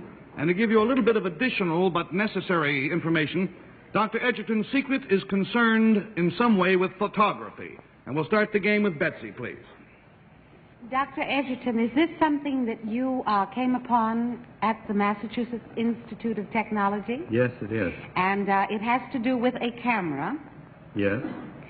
Is it something that you are going to do with the camera here on stage? Yes. Does it have something to do with our particular brand of camera on this show? Yes, the we Polaroid? are going to use the Polaroid It does? camera. Just coincidentally, happily and coincidentally. Oh. How lucky for us, isn't it? Yes. Is it some... $20 down, $60 to go. We go, please, to Henry. Well, Professor, you're an electronics engineer. Then that must tie in some way with the Polaroid camera. In this instance, It's a yes. question, really. I mean, does Yes. it tie in with the Polaroid camera? Then is it a... Now, what could be done? Now, it develops the film in 10 seconds anyway. Is it an electric way of tripping it? Is the camera no. tripped electronically, sir? No. No. Do you give it a new dimension electronically? Yes, I think you could say that. Yes. Yeah, and I That's a very broad question, Henry, so we'll have to give you a very broad yes as an answer. $40 down, $40 to go. We go, please, to Bess Myerson. Dr. Edgerton, is the camera changed? Has the camera been changed in any way at all? No. No. It's So a then standard camera. I see.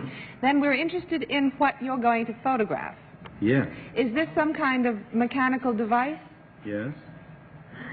Is it... It is, we would have to say, sir, in all fairness, I think a part of a mechanical device. True? True.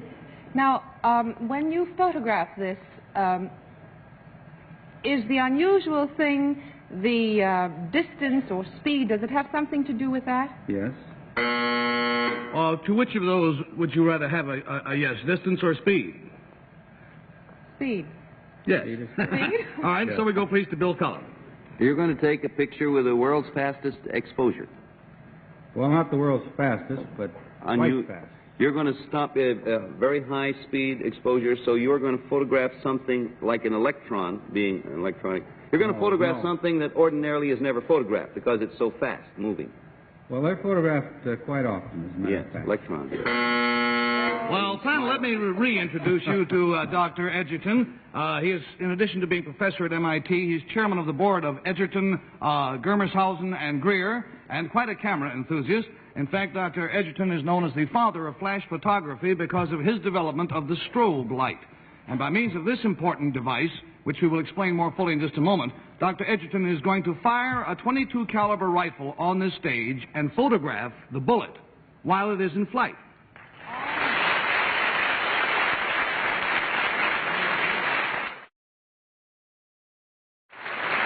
Now, for those who don't quite understand, and I number myself among them, sir, will you explain what exactly a strobe light is? A strobe light is a flash that lasts a very short time.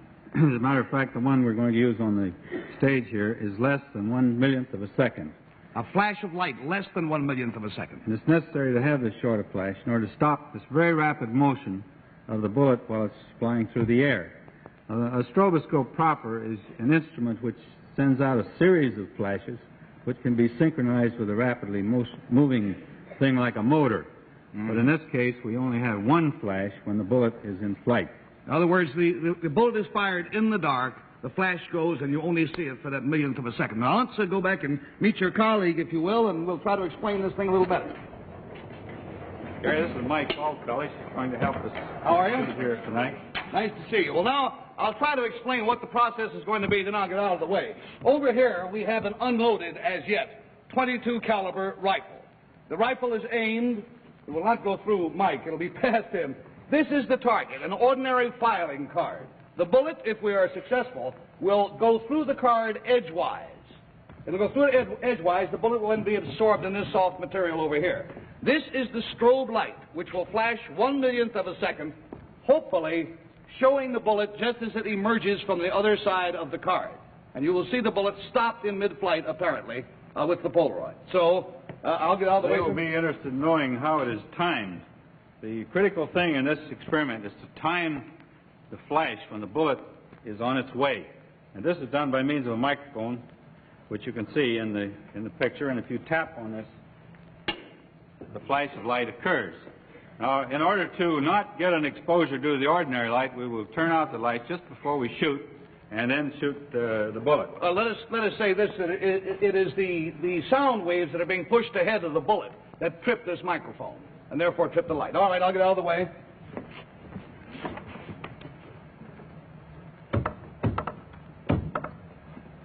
Now I'm lining up the gun so that the card is right in the middle of the barrel. This is the easiest way to aim a gun. Then I will put in the bolt, place the bullet in the gun, close the bolt. Now turn out the lights, open. Lights up, and the card was hit. As a matter of fact, the card was cut right in half. The top one-third of it is back here. Let me get it. Here we go. Right through there. Now, very good shot. Now let's see if we got a picture of it.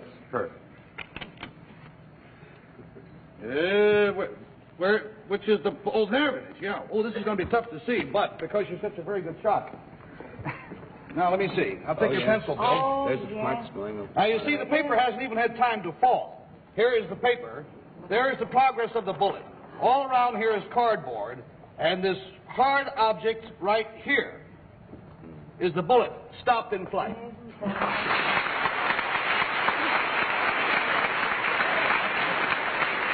Now, to give you an enlarged version of the same idea, because the pictures themselves are larger, here's a fantastic picture taken by the same method.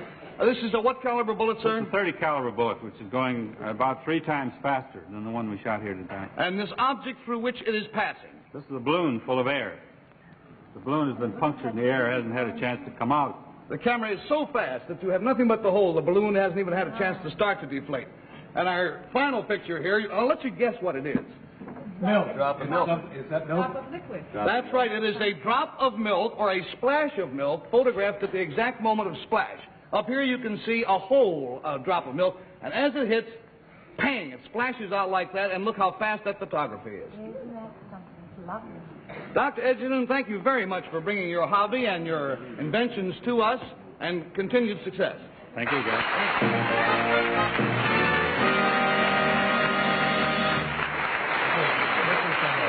Now, we'll be back with you again right after this important message.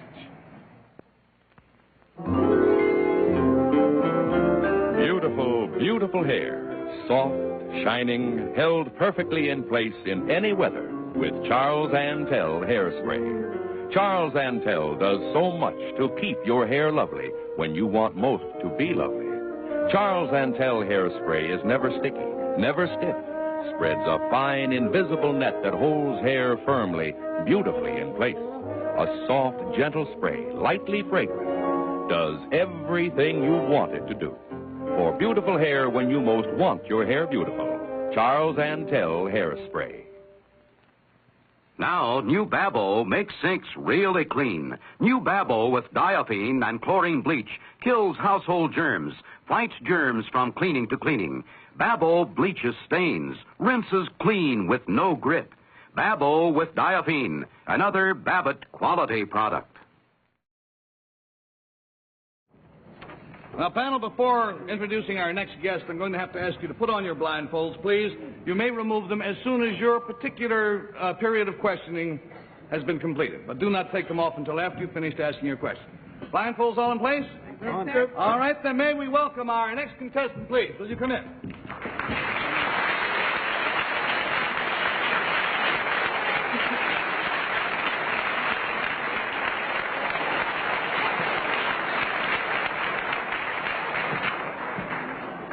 Good evening. Very nice to have you here. Now, panel, because there is an area of identification, we'll refer to this gentleman as Mr. X. Mr. X, if you'll whisper your secret to me, we'll show it at the same time to our audience.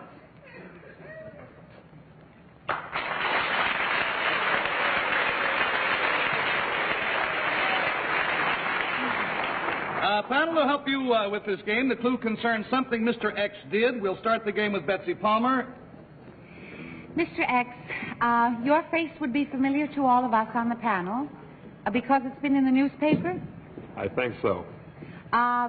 Is this something that was done as far as science is concerned, to benefit science? No. Was this something done with sports? Yes. Oh, wait a minute. Could you be possibly...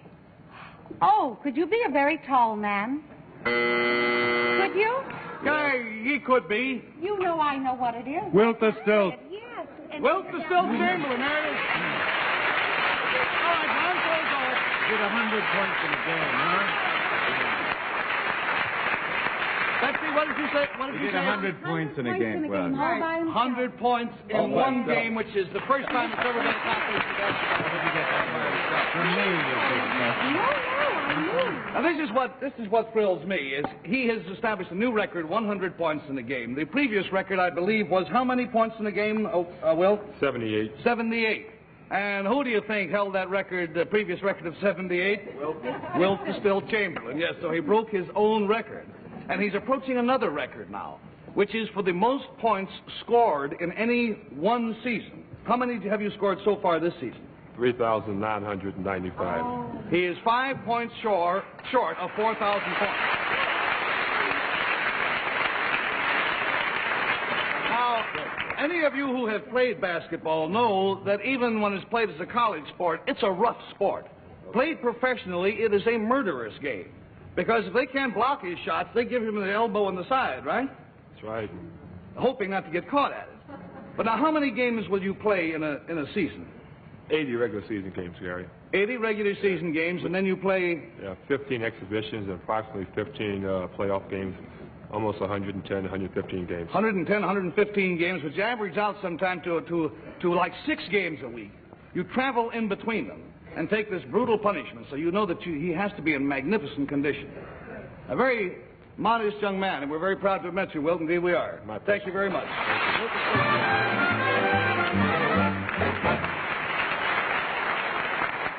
Pardon, Ben? It seems to me, Gary, that since I was a little girl, the basketball players have gotten so much taller. Have they ever done anything about adjusting the height of the basket? Yeah, haven't they changed anything to accommodate? No, not that I know of. Really? And of course, we're all getting taller. Well, I mean, most of us are. There are a few cases of malnutrition around, but no. But the average person, you know, is growing so much now because of the vitamins in the food. If things keep up at this rate, I figured it out one time by mathematical progression. That if we keep growing at the rate we have, let's say in the past 30 years, in another 30 years, a kid will have to weigh 350 to even go out for a football game. It's quite true, yeah. I think, friends, what we should do is all get together and have smaller children, all right? Too crowded as it is. Well, Beth and Betsy, at this juncture, I'm going to have to ask you to leave the premises, please, if you will. We'll call you back as soon as we can, just Beth and Betsy. As they go, I say we will meet our special guest for tonight in just a moment, but first, here's a word from a friend of ours. Hello, I'm Denise Lohr. Most women never think twice about trying fancy new recipes, but for some reason they think cameras are too complicated.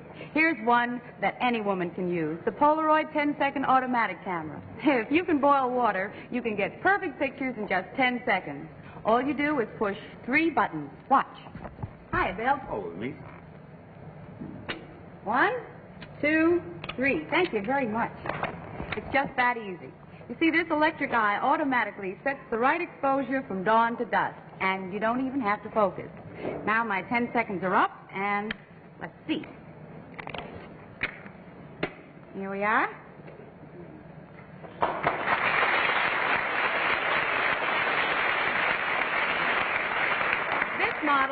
This model costs less than $100, and a smaller compact model costs less than $75, both with a built-in flash for indoor shots. So bake your husband his favorite cake tonight and ask him to see a camera dealer tomorrow.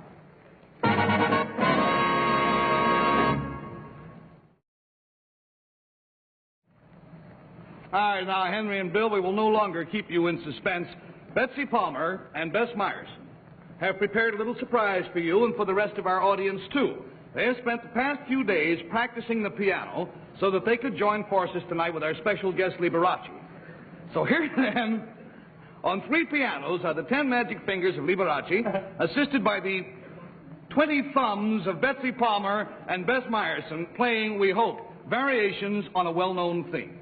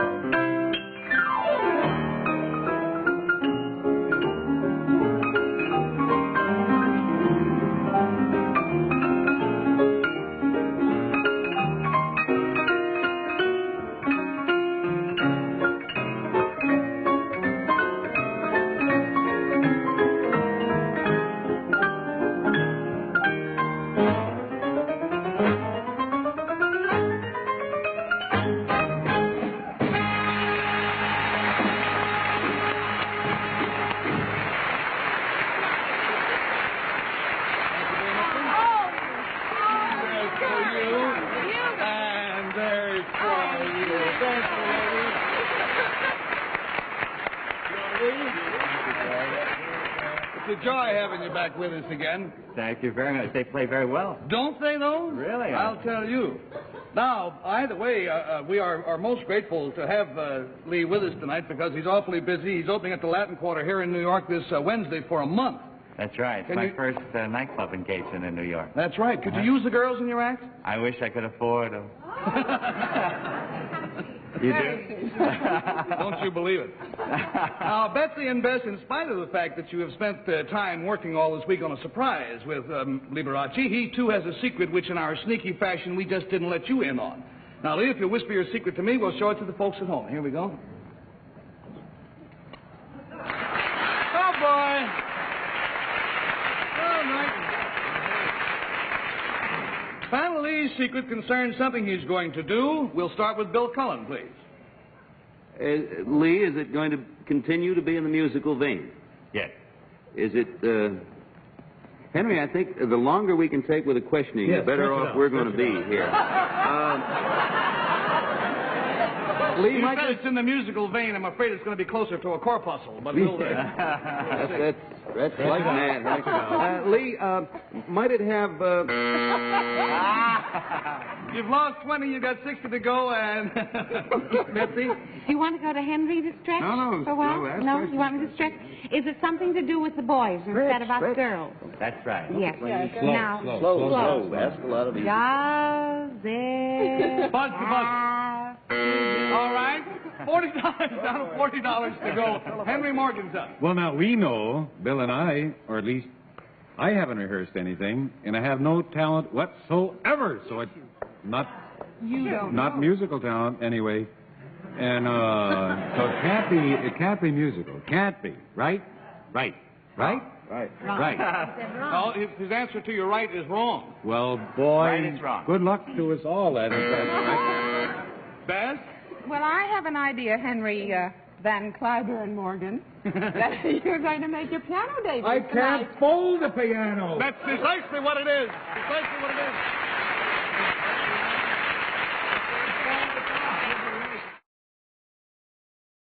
Someone said that the definition of a mixed emotion is watching your mother-in-law drive your brand new car over a cliff. And Liberace's secret comes close to that. Happily, he is going to play an encore for us, but his musical partners at the other two pianos will be Bill Cullen and Henry Morgan, neither of whom know how to play. Bill, you take that one. Henry, you'll take this one over here. Then from here on in, Liberace will take over, and Lee, you do whatever you like. Okay. One question. One question. Is this the keyboard? That's the keyboard. Okay. And you faced it. It's easier that way. You got it. I'll tell you, first of all, I think a setting has a lot to do with it, and the setting for you boys is all wrong, so we're going to change that.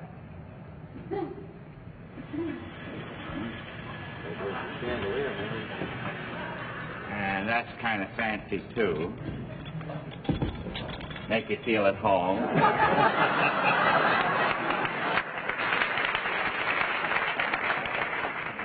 And this is kind of fancy, too. I got the vest on, keep covered at all times. How do you like that?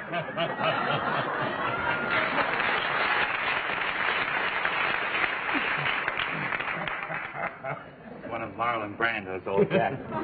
Now, this, of course, you know, is a grapefruit, and you never realize how musical a grapefruit could be until you tried it.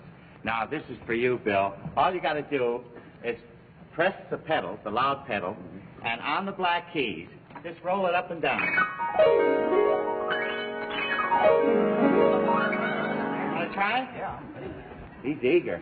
What is it? There's 3 pedals here. Oh, the first one. Oh, thank you, Mom.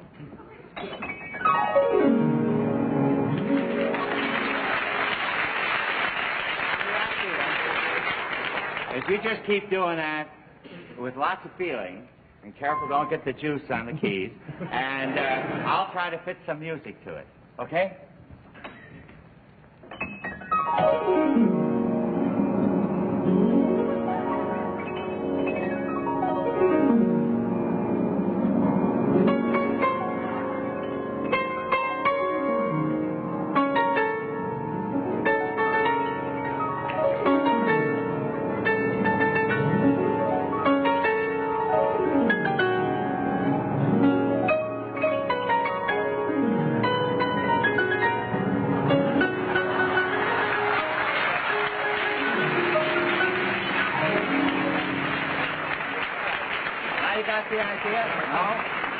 To hang on to that for a while, because Henry, being such a musical fella, I got something real great.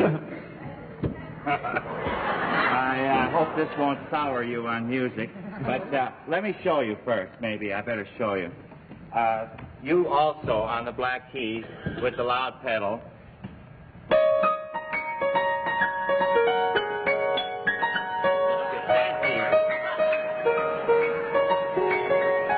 Now you try. I'm very good on grapefruit. Oh, you got a name. Now the idea is time with the music. You start.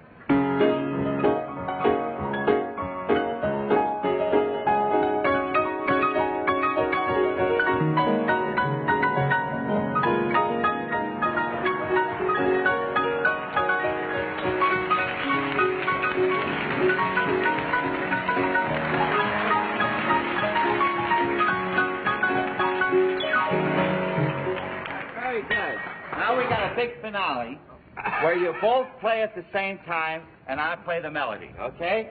You all set? Right.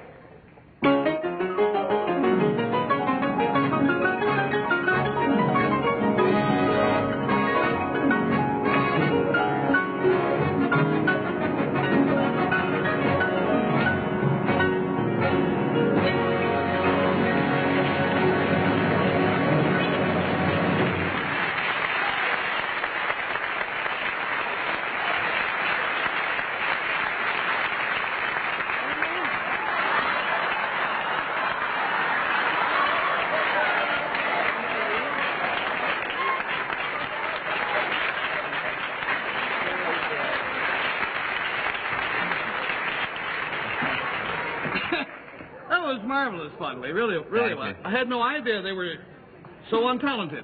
I want to thank you very much for coming to see us. Wish you lots of luck at the Latin Quarter. You're going to be a smash as always. Thank you, Gary. March in for Liberace. And speaking for all of us, we'll see you next week. Goodbye out there. Now, here's the message of interest from General Foods. This is a dessert topping. The dessert topping in a box. Dream Whip. For real homemade taste and texture. All you do is whip it up with milk and vanilla. But what Dream Whip does for desserts is a real surprise. On Jell-O puddings, pumpkin pie, gingerbread, strawberry shortcake. Light, fluffy Dream Whip makes everything it touches taste better, more exciting. Yet it's so lusciously low in calories, only 17 per tablespoon serving. And Dream Whip stays fresh so long. You can make it hours before dinner.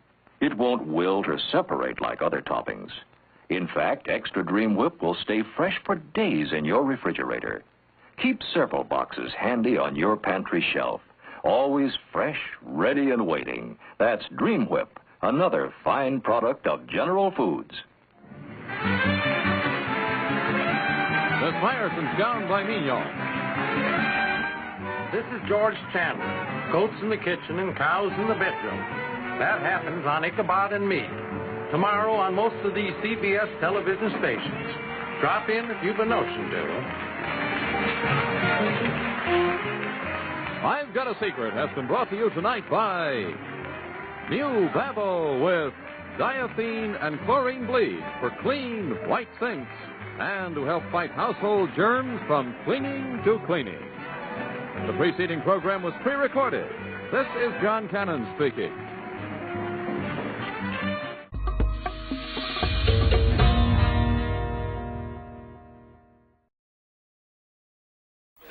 Get ready to match the stars from Charlie's Angels, David Doyle, Brett Summers, Charles Nelson Riley, Elaine Joyce, Richard Dawson, and Betty White as we play the star-studded Big Money Match Game 78. And now, here's the star of Match Game 78, Gene Rayburn.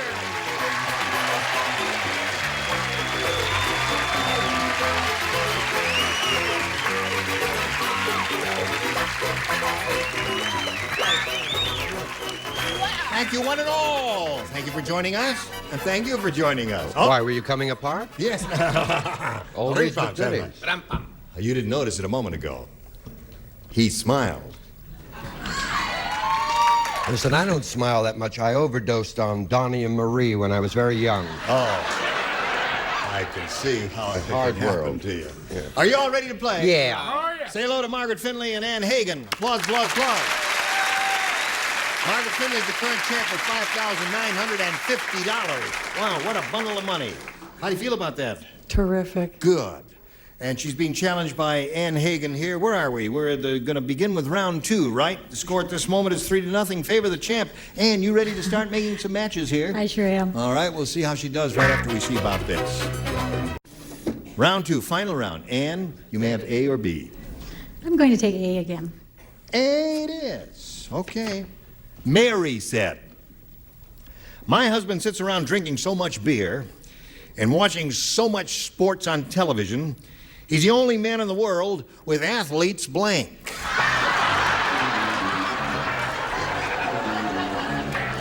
That's a very good question. He sits around, drinks so much beer. Yeah, hon. He watches so much sports on television. Yeah, He's the only man in the world with athletes blank. Okay. Hello, Ian. Hi. Mary said, "My husband sits around drinking so much beer and watching so much sports on television is the only man in the world with athletes blank." Tush or derriere? He sits around a lot. Okay. Well, there were two directions you could go, either up or down on that one. What did you say? Well, I was going in that direction, but I took the. Too late, David. All right, easy chair. That's what you Only said. man in the world with athlete's easy chair. Very good. Well, now you had this. You had the same idea that she had, but we were Don't looking encourage around. him. Don't encourage him. See, an inanimate object cannot get a That's disease. why I thought it was more absurd. Oh, I see. We were not. This is not the theater of the absurd. Oh, well, I'll be back. Yes. Okay, Brett. This isn't the theater of the absurd. No, Are it you is not. joking? First, I wish to state that I do have Betty White's blouse on, and I am going to return it to her. You've said if that for she 8 washes her weeks. P's and Q's. What did you say, miss? She said that for 8 weeks. All right. I tell you what I said. Who am I doing? I thought it was. Well, I said buns. Buns. All right, that's Yesterday. I love him. buns. Yes, Chuck. Be dignified. I am not with those two. You're not with those two? Well, you're all sitting at the same table. Athlete's bladder. Athlete's bladder from drinking all the beer. Okay. That's not even a disease. He just made up a disease. I love it. He's the only man in the world with athlete's I'll tell you, the beer is what threw me. Athlete's belly. belly. Now, Ann, the way it is, you must match Richard and Betty to stay in the game and achieve a tie. And we call on you, Richard. No, it's athlete's nose. Athlete's nose. All right. So that means Margaret wins the game, and we have buns there from Betty. And come on down here, Margaret. There you are, my dear. And it was a short meeting, I'm sorry I to know. say. I was delighted to be here, though. Well, Thank we're you. very happy to have met you, and we'll send some gifts to you from Match Game 78 and Hagen, ladies and gentlemen. There she goes. Now, we'll see if we'll increase your winnings here. There it is. All yours. We polled the studio audience not too long ago, and we said you write down your best answer to this. Blank horse. Remember, if you match the answer they wrote down most frequently, you get $500. For matching their second most popular response, $250, and $100 for the third. And we'll get some assistance right now. Richard, please. Crazy. Crazy horse. Look. Elaine. Hobby horse. Charles. 3 men on her. 3 Men on a Horse was a play in 1927 on Broadway. Why won't Charles you was give it up? there. You won't give it up, really. All right, Anything 3 under Men on a the- Horse. Remember Tommy Dorsey a few weeks ago. People remember these things. Sure it's all they in my do. book. 3 Men on a Horse, Hobby Horse, and Crazy Horse are the answers that the 3 celebrities have given you. Now, you have the option of choosing one of those or giving us one of your own. What would you like to do in this instance? I'll say sawhorse. Sawhorse. She's going with her own idea. You don't think that's good? What would you say? Dark horse. I would say white horse. Bunch of winos were in here that day. But she wants sawhorse. She's on her own. She's made her decision, and let's find out what's going to happen here. Let's look at the $100 response. Crazy horse is Richard's answer. That's there. May we see the $250 number? Rocking horse. That's close to a hobby horse, but not exactly. We're looking for a sawhorse, a carpenter's device. May we see the big one, please? Racehorse. None of us saw. Did anybody say racehorse? You said racehorse. That's a very good answer, as it turns out. Now that I see it, looks good to me.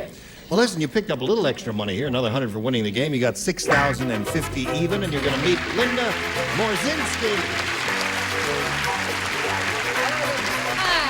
Okay, there you go. We welcome you, Linda. Thank you for joining us here, and may we find out a little bit about you before we start the game? Well, I'm from Arizona, originally from California. Yeah? I'm married, and I have 2 beautiful daughters, Janet 8 and Allison 9. 4. Oh. And I'd like to say hi to all my cheering section back in Arizona. They're in Arizona. Yeah, they sent me a telegram wishing me well. Well, you may just look into camera 4. Now wait a minute. That's it. Now there's a nice big tight shot of your head there.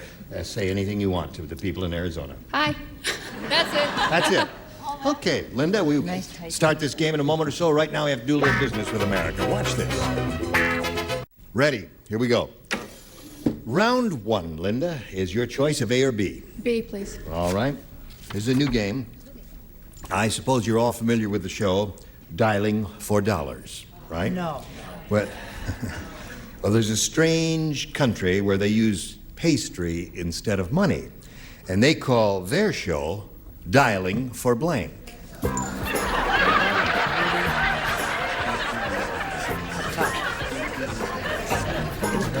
Go for it. Yes, yes. Because I've only heard this before.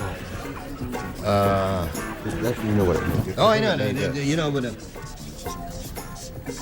Right. Thank you. There you go. We are sticklers. Everybody ready? Linda. Yes. Have you ever heard of the show Dialing for Dollars? Well, there's a strange country where they use pastry instead of money, and they call their show Dialing for... Donuts. Donuts. Dialing for donuts. Oh, gosh. Wait, no, Wait, what are you doing down there? Oh, she likes the question I threw away. What? No, Well, I mean, all right. what you threw she away just- was an answer. I do the questions, you see. You do the answers. So true. I give that lady half a point. I said dough. Dialing for dough. Yeah, that's good. 'Cause dough, you see, is a euphemism for money in this country. Donuts. Right. What he threw away, he said, you see that one? That one's much better. It's crawlers, you see, which is a donut, right? He said, that's no good, throw that away. You would have gotten a little lady a point if you hadn't paid attention to me. I told you not to trust me. I said dough. Oh, you said dough, too. Oh, dear Where do you think me. you got the idea? Well, look at... Hello, Charles. Charles totally doesn't Can they say there's a fire so the two of them will get up and go somewhere or something? Fire? How are you? I'm very well. How I are you? again chose. Let's go over and warm ourselves. You know, she said yesterday she had a canker sore and she couldn't talk because she hasn't shut up since. Here she Yes, comes. yes. Dough. To warm ourselves by the fire. To warm yourselves by the fire. Yes, of course. There's so much warmth is being radiated from Charles. Yes. You have Mr. Goodson calling at home sometime this evening. All right. Mark Goodson, telephone immediately. It's an emergency. All right. They use pastry in this funny country instead of money, and they call their show Dialing for... Danish. Danish. I tried. Yes, there's a certain ring to that, Dialing for Danish, but it didn't match. Dialing for Linda. Danish. Match, Linda. We can't go on like this forever. Dialing for crullers. Crullers. Those are donuts. Yes, they are. there's one for Linda. All right. Show us your crullers. Question ones that are those donuts? Well, sure. Listen, I'm not going to argue. Yes. Will you tell Charles if we all scoot down, there's room down here for him? Oh, that's a Donuts. possibility. Donuts. Right. That's two. Okay, Margaret, let's see what your first rounder holds. Fred said, something went wrong at the movie theater. They showed Saturday Night Fever and a science fiction movie at the same time. It was weird. John Travolta was dancing with blank. Saturday Night Fever and a science fiction movie. At the same time. You see that? Yes. Say the name John Travolta. John Travolta. Your That's heart my heart. flutters. Be still. It's my heart. Yeah. Everybody in the audience who loves John Travolta say, yay!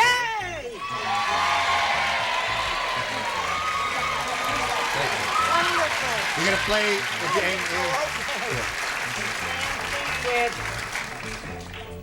What was the question? I got so carried away thinking about Fred John said Travolta. something went wrong at the movie theater. They showed Saturday Night Fever and a science fiction movie at the same time. It was weird. John Travolta was dancing with... You understand? Yeah. It was weird. Science fiction and Saturday Night Fever. John Travolta was dancing with... Dancing in the dark. Have this dance.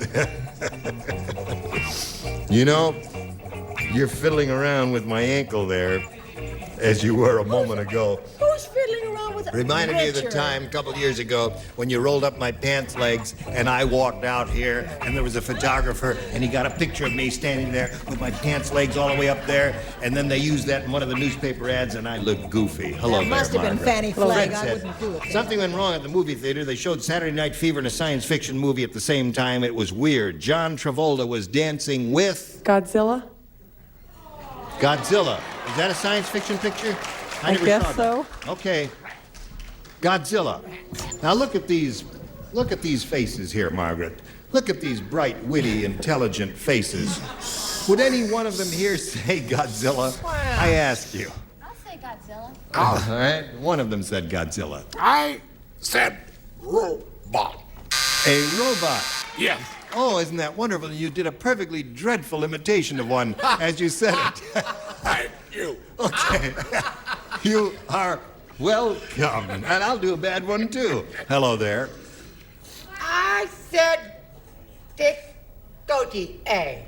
Or Robert. Robot. A robot. That's what you're getting here, Charles. Eddie Fisher's daughter. Carrie Fisher, the princess in Star Wars. Get with it. Oh, yes, You're of the course. MC. Yeah. I never paid attention to names. I just saw Star Wars, but I didn't know Eddie Fisher's daughter was in it. How would I know that? Hello, Elaine. And I have Eddie Fisher's son, Darth Vader. Darth Vader? Is that his son? No, that's from Star Wars 2, but you didn't see it. Yes, I saw it, but I don't remember who the Darth cast. Vader is. Yes. Was he a good guy or bad guy? He's a rotten person. Yeah, Darth is a terrible person. What is it, Raider? So you didn't even know either. Yeah. Richard, we're looking for the I answer. have Eddie Godzilla. Fisher's third wife, R2D2. Ah, yeah. R2D2, another. Yes, ma'am. I have R2D2. Oh! You sound just like her. Yeah. Doesn't she sound Very like? good. Yeah, that's I'm very built good. like him, too. So there we are. No score. Oh yeah, well, by George, Linda Morzinski is ahead 2-0 at the end of the first round. Round 2 coming up sometime in the distant future. We do go indeed to round 2, the final round. Linda, A or B here? I'll try A this time. A. All right. Now 2 people do not play. They are Betty and Richard. The rest of you, please respond to this.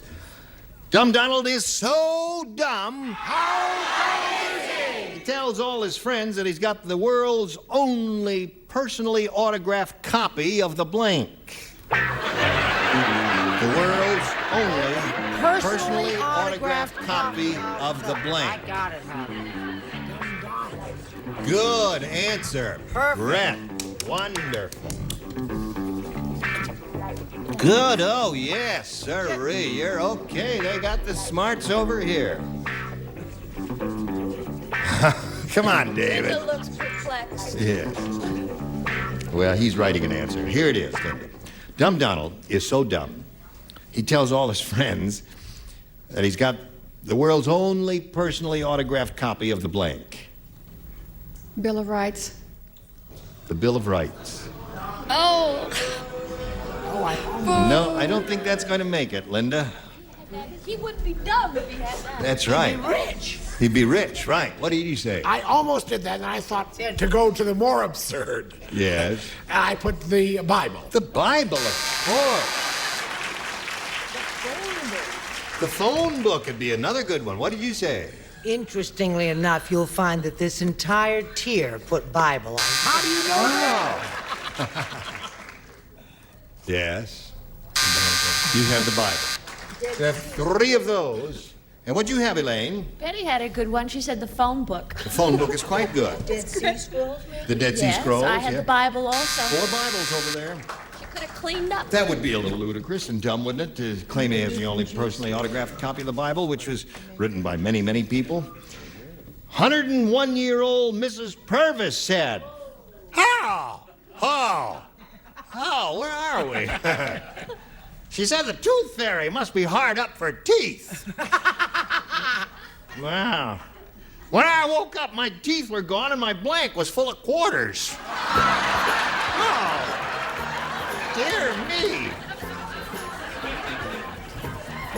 Tooth fairy must be hard up for teeth. I love the way Mrs. Purvis always goes like, Oh. I expect you to start killing flies. Okay. Rodin did a sculpture of him. Which is here in L.A. Did you know? It is. One of them. Think about that. All right, Margaret, you know what you have to do? 2 to tie and 3 to win. Just wait for Charles to wake up. That's what she has to do. That's right. We're all hanging around here waiting for Chuck. Now he's ready. 101-year-old Mrs. Purvis said the tooth fairy must be hard up for teeth. When I woke up, my teeth were gone and my blank was full of quarters. Glass? My glass. That's good because she would put her teeth in the glass at night and that... Very clever, Margaret. Very clever answer. What do you say? I thought that he might just put them right in her oral cavity, her mouth. Her mouth? Mouth and glass are the 2 good possibilities here. What have you got? Well, I have one of them. Unfortunately, it's not glass, it's Mouth. Glass was excellent. But- Thank you Yeah. very much. But I said the mouth. Mouth, yes. Well, nifty answer, Margaret. What about glass jaw? No, here No? it is. My teeth were gone and my blank was full of quarters, and she said glass. And I said mouth. Mouth. Now you must match Richard and Betty to achieve a tie and stay in the game. Mouth. Mouth it is. That means Linda wins the game. Everybody. Congratulations. A good spot if you want to beat you in a second or so.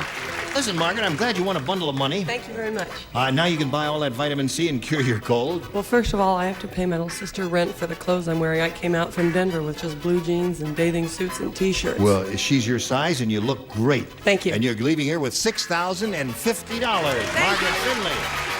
Okay, bye. Here we go. Well, we're not going anywhere. We're going to spin a commercial or 2, then we'll get back to you, okay? All right. Gene Rayburn, join us next time, Match Game 78. Thank you. Goodbye. We are history making here, Yes. Stephen. So let's get it done. You gotta play the feud with a winning attitude.